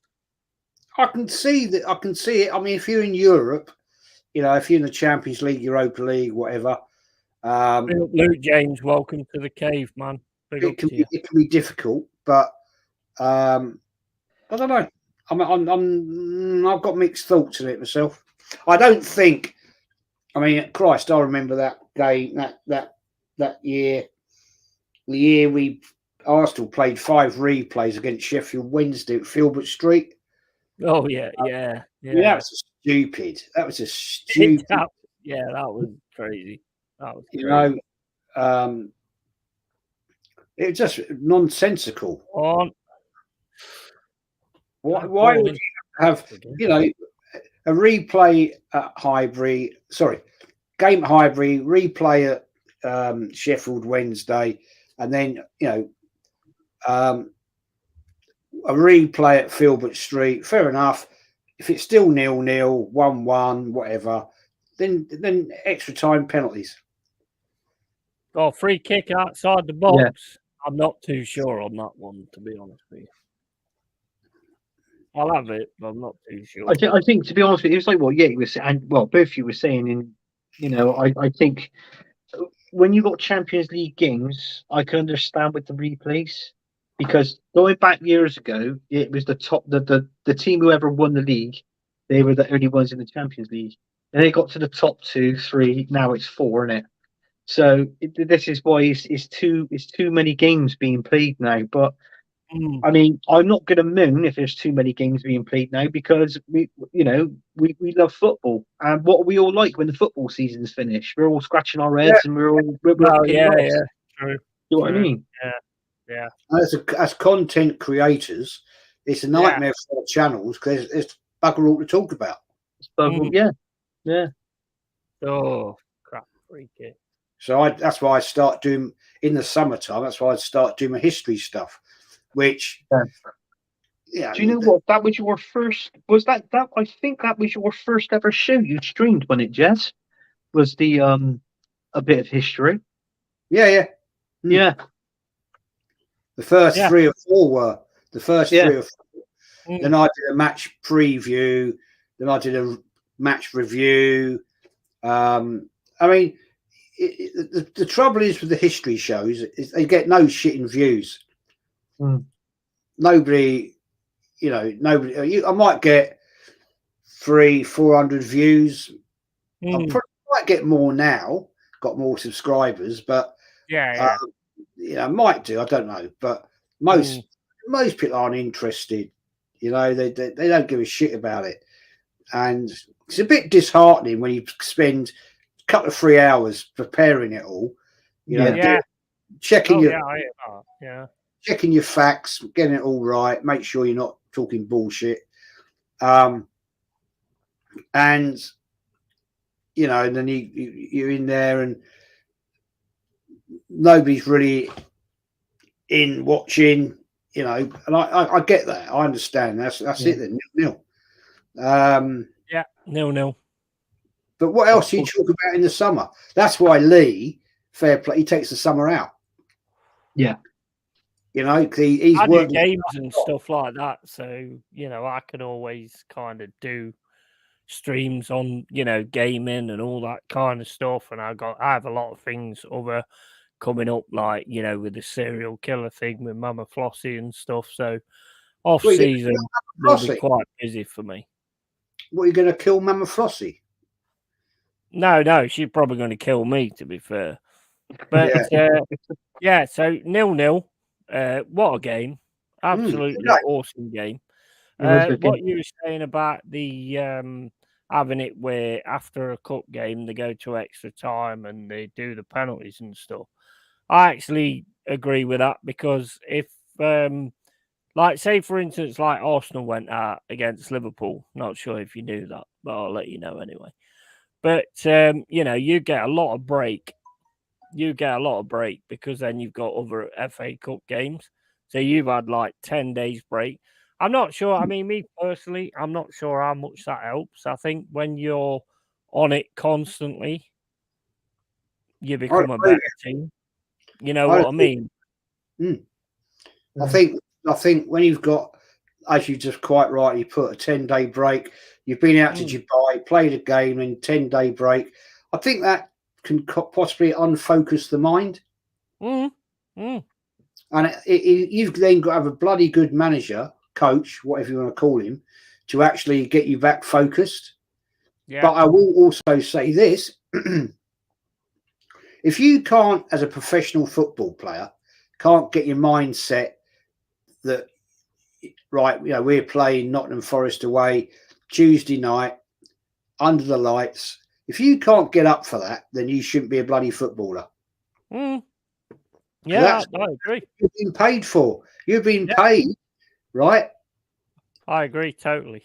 I just want to cover this. Kieran says, "What a game, Bristol City fan! What a game, mate! What a game! That was like the best FA Cup game I've seen so far in this competition. Yeah, it's a good game. End to end, either one of us could have won it, to be honest. And absolutely awesome game. Now we've got a replay with you guys coming to the City Ground. So, hopefully we can put on the same kind of show because that was class, mate. That was class. Really enjoyed that, to be honest. And you could have won it. We could have won it. It was a really good game. Really good. It was a good game. As a neutral, I enjoyed that. Yeah. And I'm a techno wizard. I've somehow fixed my problem. Oh, nice. I don't know how. I changed one setting, which I don't think was relevant at all, but it seems to have done it. because it hasn't timed out at all since half time. Yep. That's So class, man. That's I've good. no idea, no You've idea about actually managed to sort that out. that. I don't know. I Well, don't understand. Frosty says 143 subs, 23 likes. Awesome. Yeah, absolutely awesome. Kieran, welcome to the cave, man. Your team, you've got something going there, mate. You've got something going there. Really good side. Thought you schooled West Ham in the last game. Thought we kind of really sort of gave you a game today, and you was up to it as well. And it was a brilliant game. Either one of us could have won that, to be honest. Either one of us could have won that. That's what you want from the FA Cup, though. Two teams that's really going for it. And hopefully we've not got any injuries, because we've got to go and batter these Arsenal pricks. So, hopefully that's going to be the case on Tuesday. And I can't wait for that, to be honest. Yeah, I'm really looking forward to that game. I'll be truthful. Yeah, same here. Because I mean, we did the same as what we normally do. We got in there, we got stuck in. Bristol City did exactly the same thing. It was a quality game, and like I say, it could have been won by either one of us. To be fair, Yeah, it could have been. Yeah, really good FA Cup game that was. I was quite happy. I was wondering Bristol City, man. I was wondering if Chris Wood would have scored, because in all fairness, we had him down Ashton Gate as well, and I got to be honest with you, he was a bag of shit. Seriously, he was crap for Bristol City. Chris Wood, he was like, I think it was something stupid, like it was like 20 games he played. I think because we had him on Ling, and that was all we had him on. Because we had him on Ling from, I can't remember if it was from Burnley or someone like that.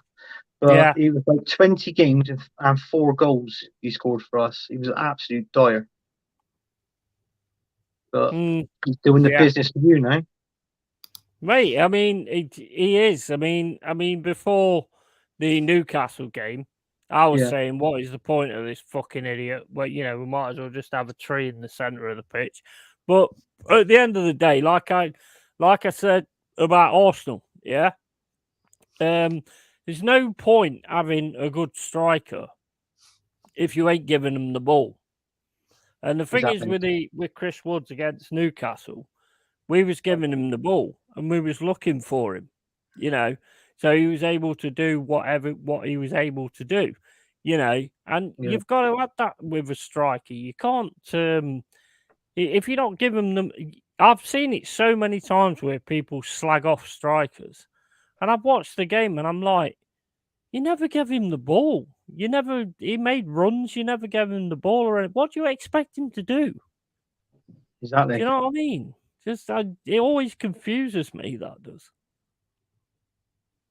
Unfortunately, those days have gone. You've got to get, but I've always been told that those days are gone. You've got to get with the times, and you feel like they're not meant to score, strikers, are they? They're not meant to score nowadays. Don't even go there. I've had that debate with I know who you're on about. I've had that debate with him, and I said, you're going to tell me next, fucking, it's going to be defenders' jobs not to defend. He's filling those bollocks. Basically, sorry, but I've never heard anything so fucking stupid in my life. That in all due respect, you don't understand the modern game. In all due respects, mate, you're an idiot. Because a striker is a goal scorer. That's why they're called strikers, you twat. Thank you. And when you actually look to buy a striker, you look at their goal scoring output. Yes, they can do other things on that, but that is the main thing that you look for when you scout them. So people tells me, if you're a striker, how do you become a legend at the club? I said, there's 2 things. I said, what's that? I said, if you've actually played for that club for a number of years and you have scored 100 or more than 100 goals for a club, you're a legend. If you actually stay there and you win trophies like a Premier League, a Champions League, you then become world class. I keep saying it, and people goes, "Nah, it's not. You don't have to win the league or the Champions League to be world class." I said, "Well, you do, but in my opinion, you do." But Yeah, of course. Well, yeah, of course you do. I mean, look, there is different positions, where you actually sort of play in a more defensive role as a striker, pressing and things like that. But the Yeah. main job of a striker, as a striker, the only reason you've got all these different names for strikers, like complete forward and all this, that, and the other, is like to do with FIFA and fucking Football Manager. Yeah. That's where it's all come from. And Yeah. it's like, well, bullshit, bollocks. You know what I mean? Look at Stan Collymore, yeah? My gran used to say to me, like, oh, all he does is just stands at the top and then they give him the ball and then he scores the goal. And I said, well, what's the main part of that? He scores the goal. That's what Yeah. he's there for. I don't care how many people, I don't care who scores. It makes no difference to me. As long as one of them or two of them or three of them do. I don't really give a shit who scores as long as somebody does. Well, I can remember I that. just think it's crazy nowadays the way that some of these fucking fans actually see it and they start going, "Oh, well, we bought this striker. He cost us 90 million. Yeah, he hadn't scored, but look at his stats. Look how many expected fucking anal probes he's had. You know what I mean? What the fuck has that got to do with anything? What's it got to do with anything? Yeah, stats. I'm not a stats man. I No, I'm don't not. look at stats. I'm the sort of person. As long as the player gives you 100% on that pitch, that's all we're worried about. Yeah, That's what I worry absolutely. about anyway. So Absolutely. that's nothing. Do you know something? There's a manager now that's managing in the Premier League, and when he interviewed him after his game, he said stats saying he goes, "Whoa, let me stop you there." He said, "I don't do stats." He said, "I go on performances of how my players play out there on that pitch." Do you know who that manager Yeah. was? Roy Hodgson. Mm, And he's yeah. 77. And I mean, a lot of Palace fans are getting on his back, but I think a guy that's 77 years of age Mm, and is a manager of a Premier League team, fair play to him. You've got to give him credit. You've got to yeah. at that Absolutely. age. Yeah. Well, what do you make of this new way that people look at football now, Jez? Because I was born with eyes, mate. I don't know about you, so I don't need stats. I think the problem is the term legend is bandied about so easily nowadays. 100%. 100%. It's this guy is a legend. I've had people, I've seen people make the comments of stupid comments that was it Granit Xhaka? He'll be a legend at the club. Get out of here, man. Yeah. Get out of What did he do? Well, yeah. A legend to me is people like David O'Leary, Dennis Bergkamp, Thierry Henry, David Seaman. The players that Tony Adams gave, they gave it all. They gave up it all. Right? Definitely. We hear this thing now. Oh, this guy's a legend. Why? He's been here 2 years and done fuck all. It's pathetic, isn't it? It's just fucking jokes, isn't it? Really. I mean, you just feel like going. You remember that old Catherine Tate series? All you need is a swift backhander, to fucking realise where you're being stupid. You know what I mean? It just winds me up. I mean, like Carl Rossi says, I might hire a gardener who is afraid of grass, with all due respect. Exactly. It just, honestly, that guy, oh my days. And Scout Belfast says potential 4 replays. You know what? I'll watch Bristol City against Forest 6, 7, 8 replays. Because if it's a game like that, it was class. It was quality, really enjoyable, and I'd watch that over and over and over again. Man City just scored. They scored what, right at the end? 87 minutes. Who scored? Are they looking at it? Are they checking it? I'm sorry, but I hate that. You can't take away fans being able to say. You see it all the time now. They don't want to celebrate the goal until VAR says it's okay. Fuck you. That is the main part of going to a football match. That goal. You can't let fans wait until they celebrate. That's bullshit, man. That should never be a thing. Never. I can't see the guy's shirt, so I don't know who it is. No, that's a fair goal, man. That's a fair goal. Have you seen some of the streams where somebody scores and they go, "Oh, yeah, it's a goal," but wait a minute, wait for VAR, wait for fuck off. Get the fuck out of my face for that shit. Aki scored it. Oh, the centre back. They're checking it. No, he's gone back to 0-0. Has it? Yeah, it was 1-0 up and it switched it off on mine. It's gone back to 0-0. Don't know if you can see that. Yeah. Yeah, I can see a very bright screen. That's all. Possibly on the keeper. Dude, how you doing, man? Gary W, mate. How you doing, buddy? Ain't seen you for ages. We used to go to matches together, bud. Fucking great stuff, man, back in the day. Fucking awesome. Mate, for years, strikers have come to Forest and be starved. Yeah, 100%, man. 100%. He's gone back now to 1-0. Okay, you're fucking awesome, you are. Big love to you, man. I know we used to go to matches ages ago. Really enjoyed it. There's no foul on the keeper there.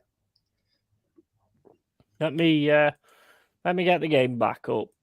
Did he start later then? Yeah, 8 o'clock. Oh, right, okay. Let's get the other matches on then. 90 minutes now. Man City have been the better team, to be fair. Right, I'm trying to get the fucking game. Here we fucking go. Oh, it's all getting the wrong thing, you fucking prick.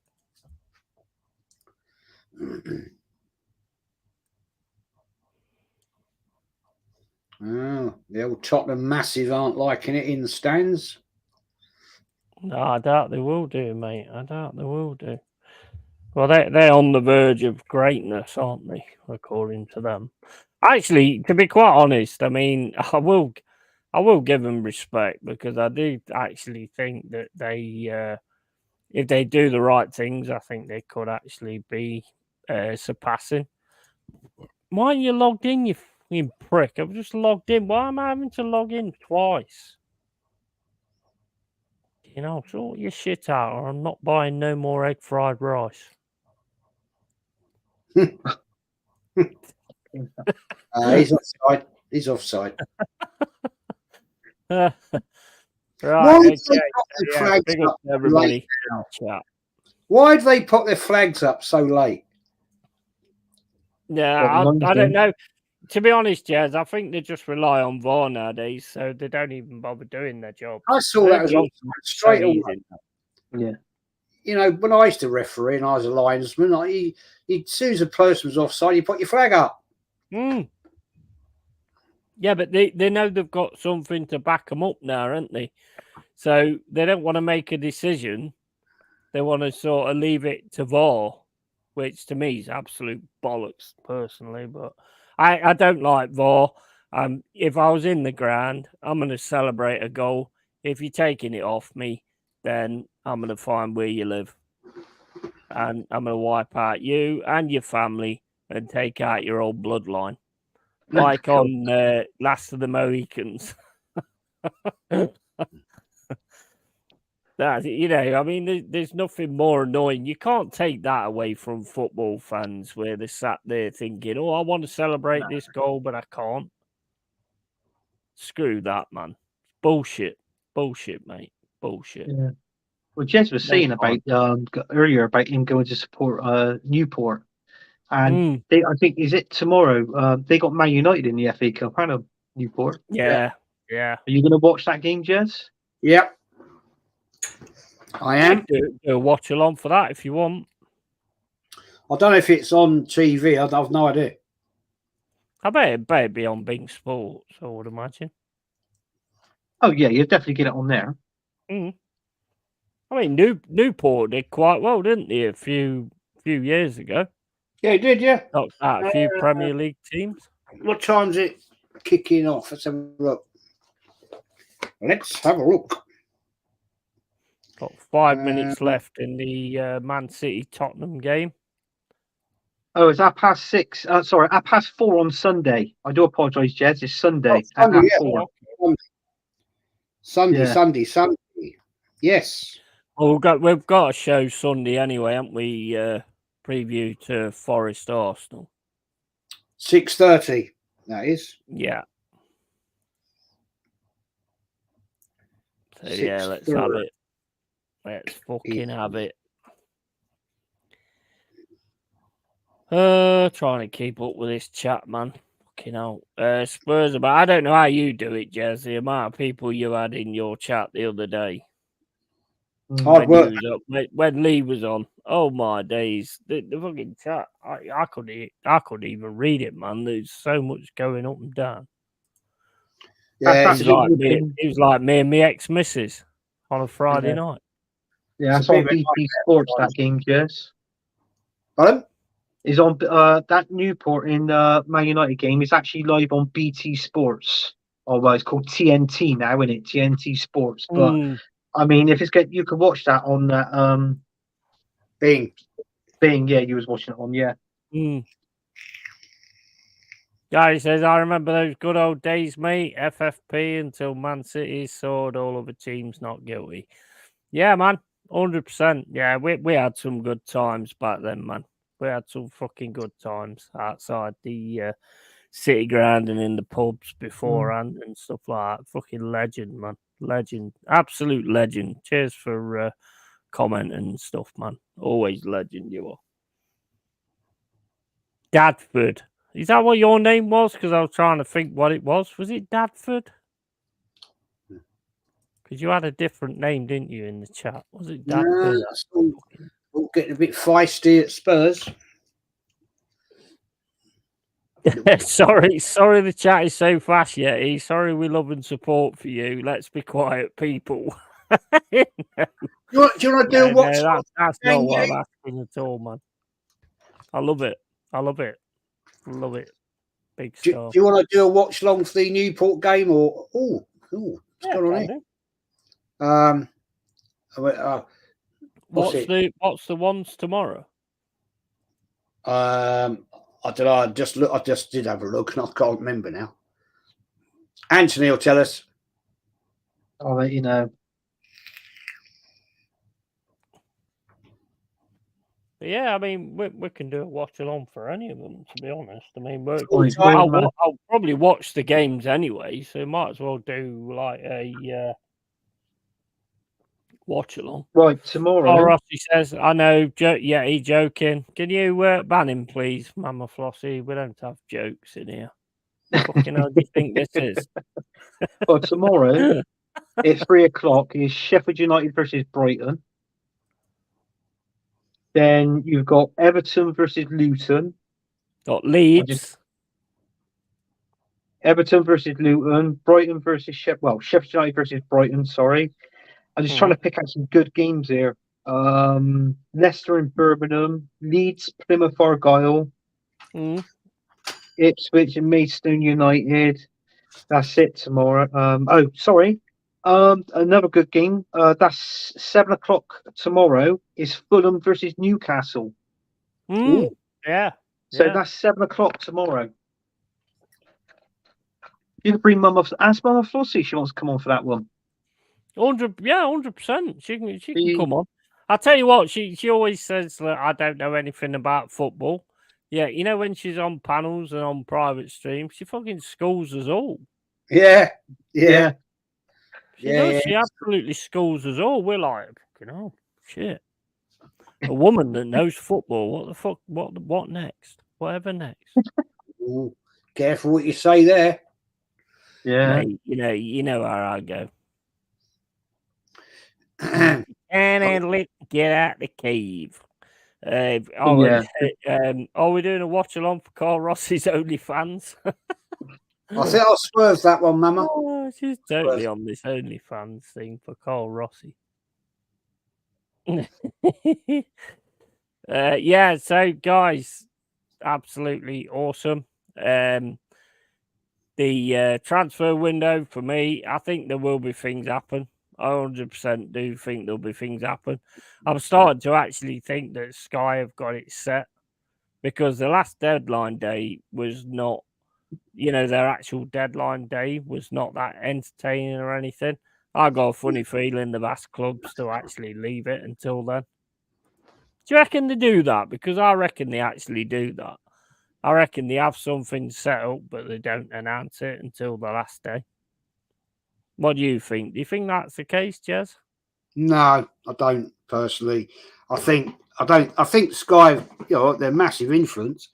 I don't think they've got the power to dictate, unless they're going to say to a club, look, leave it till deadline day, and we'll give you 10 million, right? For that, I can't see it myself. And Sky are a multi-billion-pound conglomerate. We know that. Yeah. Sort of was just going to throw money away to say, look, leave it to the 31st and let's have all the drama and da da da da da da da. I think if teams that want to do their business, they're going to do the business. I just think this particular window, personally, I don't think there's going to be a lot of business. I really don't. It's very quiet. Very quiet. Look at it. It's basically, just to round it off, it's like 4 days and 2 hours left for this window, roughly. So, do you know what I mean? There's nothing going on. It's absolutely dead. You're seeing that with Sky Sports because obviously they're outside the ground. There's times where I feel like if you go onto BBC One and you press the red button, you get final score or something, a football folk or something like that, and you can watch it also on there as well. Look. So, any one of the two that you can watch it on, basically, and it's all the same. They're all sat there in the offices and all that, and they're looking through all this and God knows what else. I think you see. Oh, I don't know. I don't know what the movement's going to be like in the last hour. I think you'll be surprised. I think there'll be a fair bit go on the last day. Yeah. I think you're right in saying that, Yeti. I don't think there's going to be any massive shocks, though. No. I don't think there's going to be. The thing is, Arsenal always do something massive on the last day. But trouble is, though, on the January party, you always do something. Party's apparently back now. That's another thing I want to ask you about as well. Do you know anything about Party being back? Is he going to be back for our game? Rumours are that he is. Rumours are. Apparently he's played in with the under-23s, and he was out in Dubai training, hot weather, lovely. Well done, mate. So be interesting. Will he be right back though, or in the midfield? If he's in the midfield, watch along ain't happening, mate. You're off. You're gone. Get out of here. Well, that'd be scary, mate. If he's in the midfield. Trouble is, who will Arteta take out? Right. Well, Rice, because Rice apparently is injured. Apparently, he's done any of them. If he's injured, he'd be in. But I would have picked taking Kai Havertz out and putting Partey, Rice, and most probably Odegaard there. Yeah. I would go with ESR, Rice, and Partey myself. Yeah. Far better midfield to me. Yeah, Drew says like where I live, wrong'uns means nonce. I tell you what, right? Have you ever seen Phoenix Nights? Where that medium or whatever's on the stage, and then that guy and that woman comes in and sits at the table, and he walks over and he goes, I can like work people out and stuff like that. And he says, and he walks over to this guy, he goes, I'm getting something with you. Nonce. That's a proper manager, Pep Guardiola, right? They've just won 1-0. They've just won 1-0, and he's arguing, isn't he? And like he's giving them a hard time. Yeah. He's bollocking that Ruben, and the other guy, yeah, you wouldn't see Arteta doing that. It'd be, oh, go on, boys. Yeah, Oh yeah, no, well, yeah, it's all good, man. Let's go and see Win the dog. You know, give him a pat. yes. You know, lovely, all good, boys. You can do it, boys. You can do it. You know, fuck off, man. You clown. Ian Yeah. says not even Invisible Man is coming to Arsenal in this window. Well, I mean, you wouldn't see him anyway, so I mean, you wouldn't know if he did or didn't, really, would you? Well, we got a few of them already. Odegaard. He goes in. yeah. Oh, mate, I'll tell you what, we'll go on to that, right? That's it, Drew Gunners. I'm getting the word nonce. That's fucking hilarious, that is. But Phoenix Knights, brilliant. And See, the I thing wasn't is, a fan of that. like, I wasn't a fan of Phoenix Knights. I preferred the what was the other one? just watch that bit. Just watch that bit on YouTube. It's funny as Yeah. fuck. This guy's face just fucking drops. It's so funny. But basically, what I was going to ask is, you know what? I fucking forgot. One more thing. Yeah. One more thing. I fucking forgot. I forgot what I was going to ask. Jez was on about something, and I can't remember. I was going to ask something about it, and I can't remember what it was now. But I do actually think that there will be things happen. I 100% do think there'll be Talk things about the happen. invisible man. I said Odegaard goes invisible. Oh yeah. That was it. Yeah, that was what I was going to ask you.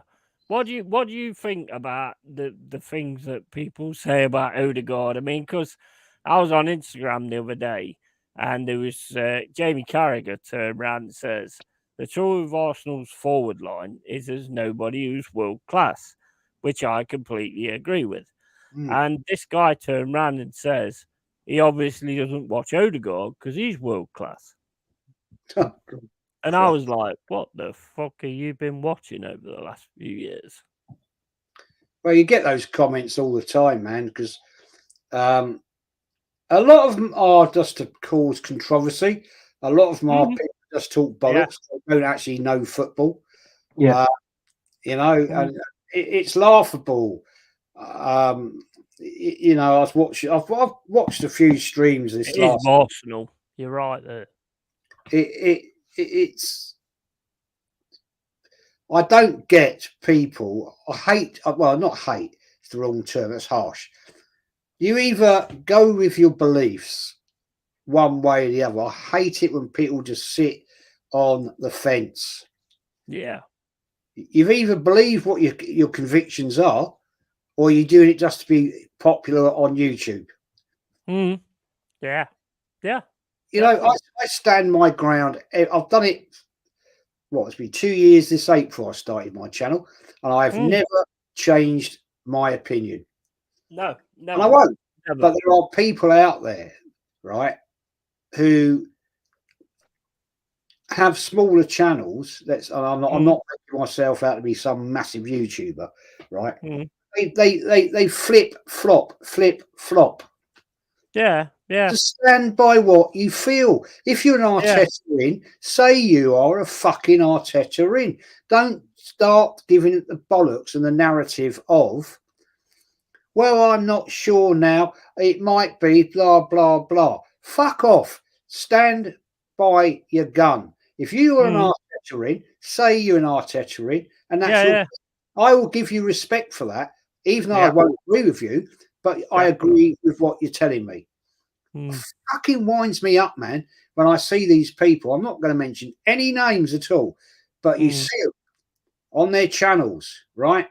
And they've, well, it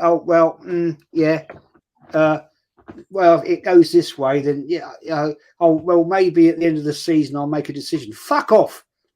Yeah. See what you feel. Yeah, I agree with you. I totally agree with you. My fucking face above the predator. I stand there in the trenches, as somebody wanted to call me out the other day. I'll meet you in the trenches, Jez. I went, right, well, if you want to meet me in the trenches, come and meet me. Because I put my head above that parapet every time I do it. I called it out. Yeah? And these little arse-white pricks that actually think there's something clever, I've said to them, go and do your own fucking show then. You go and do it. See how hard it is to do it. Yeah, absolutely. 100%. 100%. I mean, I can't argue with any of that. I mean, the only thing I can like have an issue with that really is, FA Cup. You're calling people flip flops, but you're flip flopping to Newport now, and Anthony Herbert's flip flopping to Bristol City. So There you go. you guys know all about flip flops. Yeah, they're good on your feet, man. They're good on your feet on the beach. There's no worry about that. Yeah, that's about it.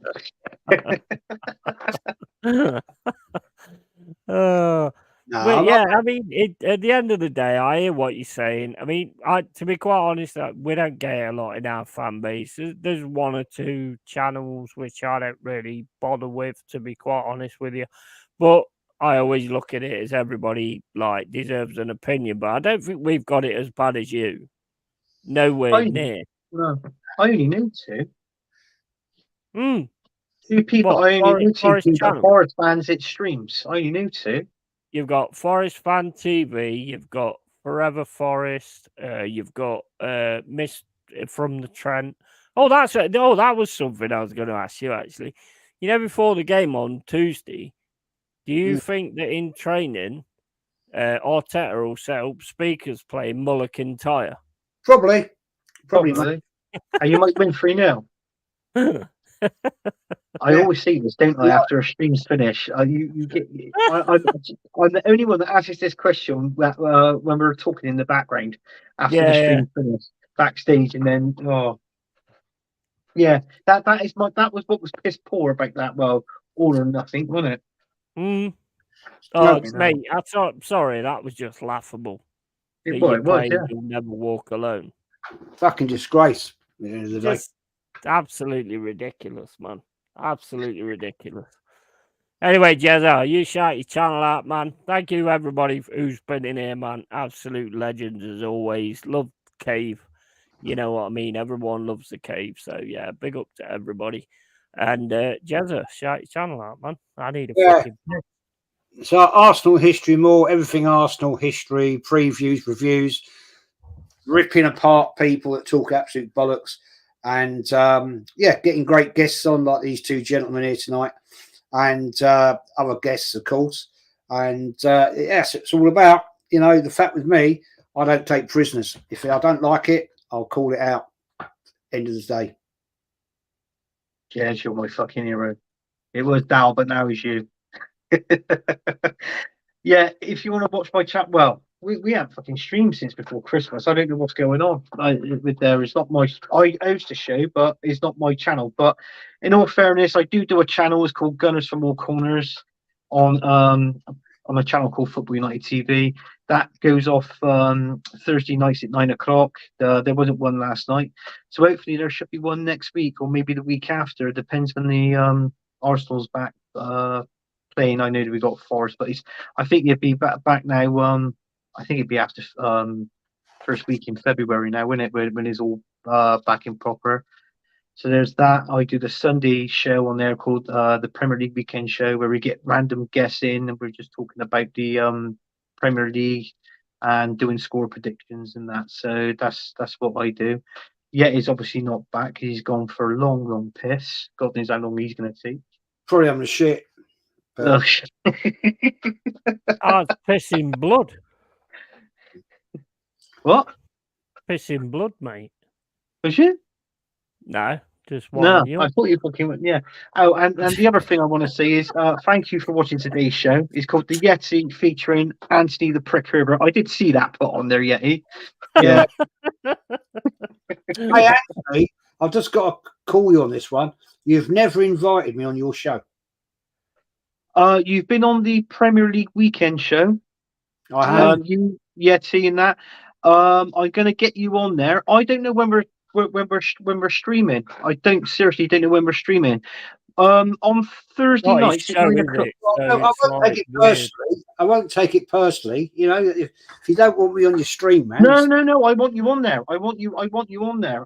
It's fucking boring though, to be honest, Anthony. I mean, I wouldn't have him on. Yeah, I wouldn't either, actually. Bollocks. But yeah, it's I want to get trouble is, Jess. When I get you on there, I want to get obviously, people who we know who we can have a good, real ones basically. Get Kenny on there. Get Kenny on there. Yeah. Well, I can get you. I'll get you, Kenny, on there. I'll most probably get. I'm trying to get Dow on there as well. Try to get start your own show, man. Start your own show. I thought you had your own channel. No. I was looking into it, but I just hadn't had fucking time. I was just gonna just do this one for the time being. His own show, he just leeches off somebody else. Hey, it landed in my lap. Do you know what? It landed. They had 2 hosts doing it, and it didn't last long. And I've been doing it now for almost a year. It literally landed in my lap. So with this one, so it wasn't too bad. Because I was a guest on there. It's more easier to be a guest than actual, than to host it. Like it's really hard to host it. I noticed a difference in that, and I can remember my first show I did. I never had a laptop. My laptop was broken. I never replaced it, and I was doing it all by mobile thing.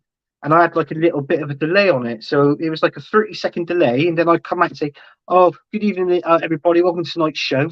And it's like people are there. I expect they're going to say, "Is he going to fucking talk? He's live." I say sometimes you can get people on that just don't offer anything. I mean, I'm not mentioning any names. Oh, I've just started my show. Sorry, I'm a bit late. But anyway, but not mentioning any names. But I mean, there is some people that you have on, and you ask them questions, and there's just no answers, or it's just a straight answer. Like, oh, what do you think about Arsenal? Yeah, they're good. Okay. Yeah. I actually watched a certain channel, fair play to the host. Fair play to him. He had an Arsenal fan on there. Yeah, he's got an actual YouTube channel. And it was monosyllabic answers. I felt so sorry for that guy because he's not the greatest friend of mine anymore, but I felt sorry for him. He was working so hard to get something out of this clown. He was a young lad. He's a young lad that was the Arsenal fan. And I'm thinking, are you actually going to fucking say something, mate? You come on this guy's channel. He's asking you content. Answer him. Give him something at least. Yeah. And I'm thinking, personally, if that had been me, I'd have just binned him. Yeah. I'd have just deleted him and said, well, fuck off, mate. You were a waste of time. Yeah, definitely. Definitely. If I upset you by I've binned you, tough luck. Because you're not contributing. I've asked you on, or you wanted to, maybe he asked that person to go on. I don't know. But at the end of the day, you're not saying anything. There's no Danny, mate. Legend always, man.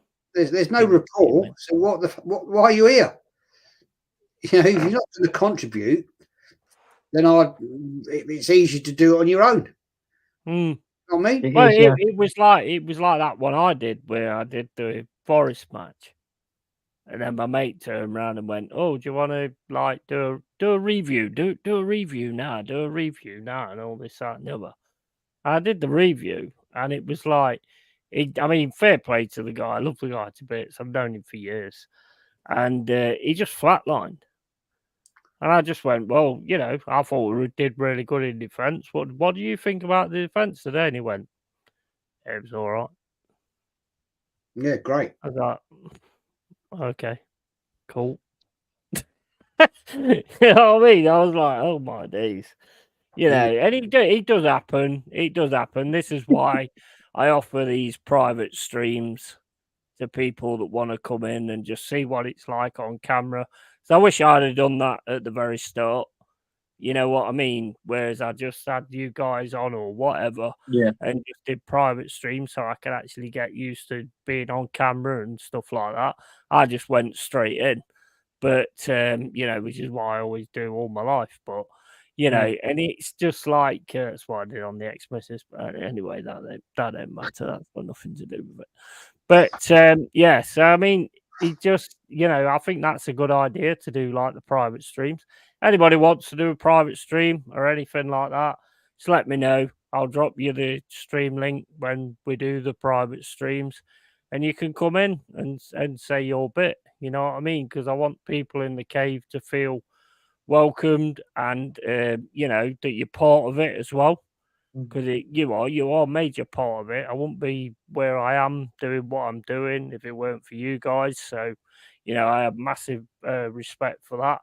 And also, as well as that, you know, these guys that I've got on the stream now, I don't have everybody on live stream because you don't know how they're going to be. You know what I mean? So you don't want to do that, do you? Really? You want to know what someone's like before you actually put them on the camera. But I actually, what I did I messaged you the other day, an idea of a new show on your program. You know? Yeah, I was going to bring that up actually. It was, I don't know. Did you want me to explain it on here or to do it? Go for it, because I'd like to hear what the people in the chat actually think of the idea. I come up with an idea of a program with Yeti. It's called Chat Shit, Get Yeted, right? So that's the title of it, right?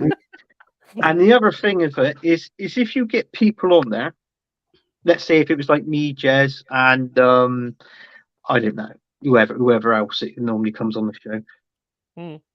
They got 3 lives. So if you feel like if you feel like they're gonna talk shit, first thing is first, above board, you rip the piss out of them, right? Then if you still feel like they're chatting shit, the second time you mute them, and then the third time they get a strike, they get chucked off the show. Get sin binned. They get sin binned, and then they can come back on towards the end. Do you know what I mean? It's like a game, but it's fun. Yeah. So I think I thought that'd be up your straight up your street, So yeah, mate, I love the idea. We'll have to have a bit more of a conversation about it and stuff like that. I mean, to be honest, Jez always chats shit, so he's getting sin binned all the time. You know, and you do as well. So you know, it's just going to be an easy show for me because it'll just be me on screen. Well, people can actually chat. I mean, it'd be a good show. I tell you what, I don't know. I think if you ever bring Mum on that show. Now you're talking something different there now, aren't you? Oh, mate, she'll go it as well as everybody else does. Yeah, I think you'd be. I think. Yeah, she'd give you a good run for your money, mate. Oh, I think she would. 100%. 100% she will. 100% she will. It's just an ideal, because I thought to myself, okay, you know, we could do something here, and then that was the ideal. So I thought, you know, whether people in the chat or if they're putting comments in the chat now, I don't know, but you know, I think it's just like I mean, you could talk about football, you could talk about beer, you could literally talk about anything you want, and then if you feel like, oh, he's doing my head in, he's talking shit, you know, you rip the piss out of him. And then the next minute they're muted, and then the third one they're binned. They're gone. Yeah, definitely, mate. It could have so much comedic value as well. I mean, they could be talking sense, and I'll just go right, and sin binned. Yeah, no, that's true. That's true. I'd be gone within the first 30 seconds then. Basically, the piss rips out you first, Jez. Then you get muted. And then you get binned. So yeah. You know, I like the idea. I was actually thinking the other day because, like, every time I see like all these people on stream at the same time, I think about like blankety blank, and all that kind of stuff. You know, where you can have that kind of situation where you do a blankety blank stream or a guess who, or you know, something kind of like that. You know, I mean, that could be quite funny as well. So, I mean, I mean, I'm up for any things where we do streams that's just out of football or out of anything and just a laugh. Always it could be literally about anything you want to talk about. And if you find it shit, like, mute him. Rip the piss out of him. Like, he's fucking gone. I'd fuck you all right off, right? I just get one of my guitars out and start playing, and then you get the right arse with that one. I'll say, exactly.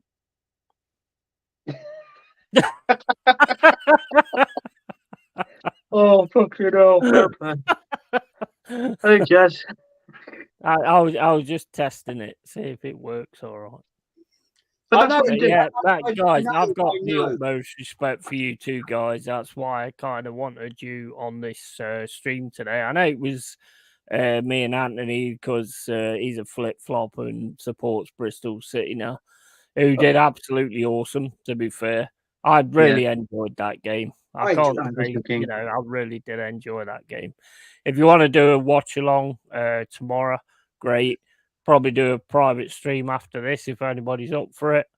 Maybe just go for like an hour or something.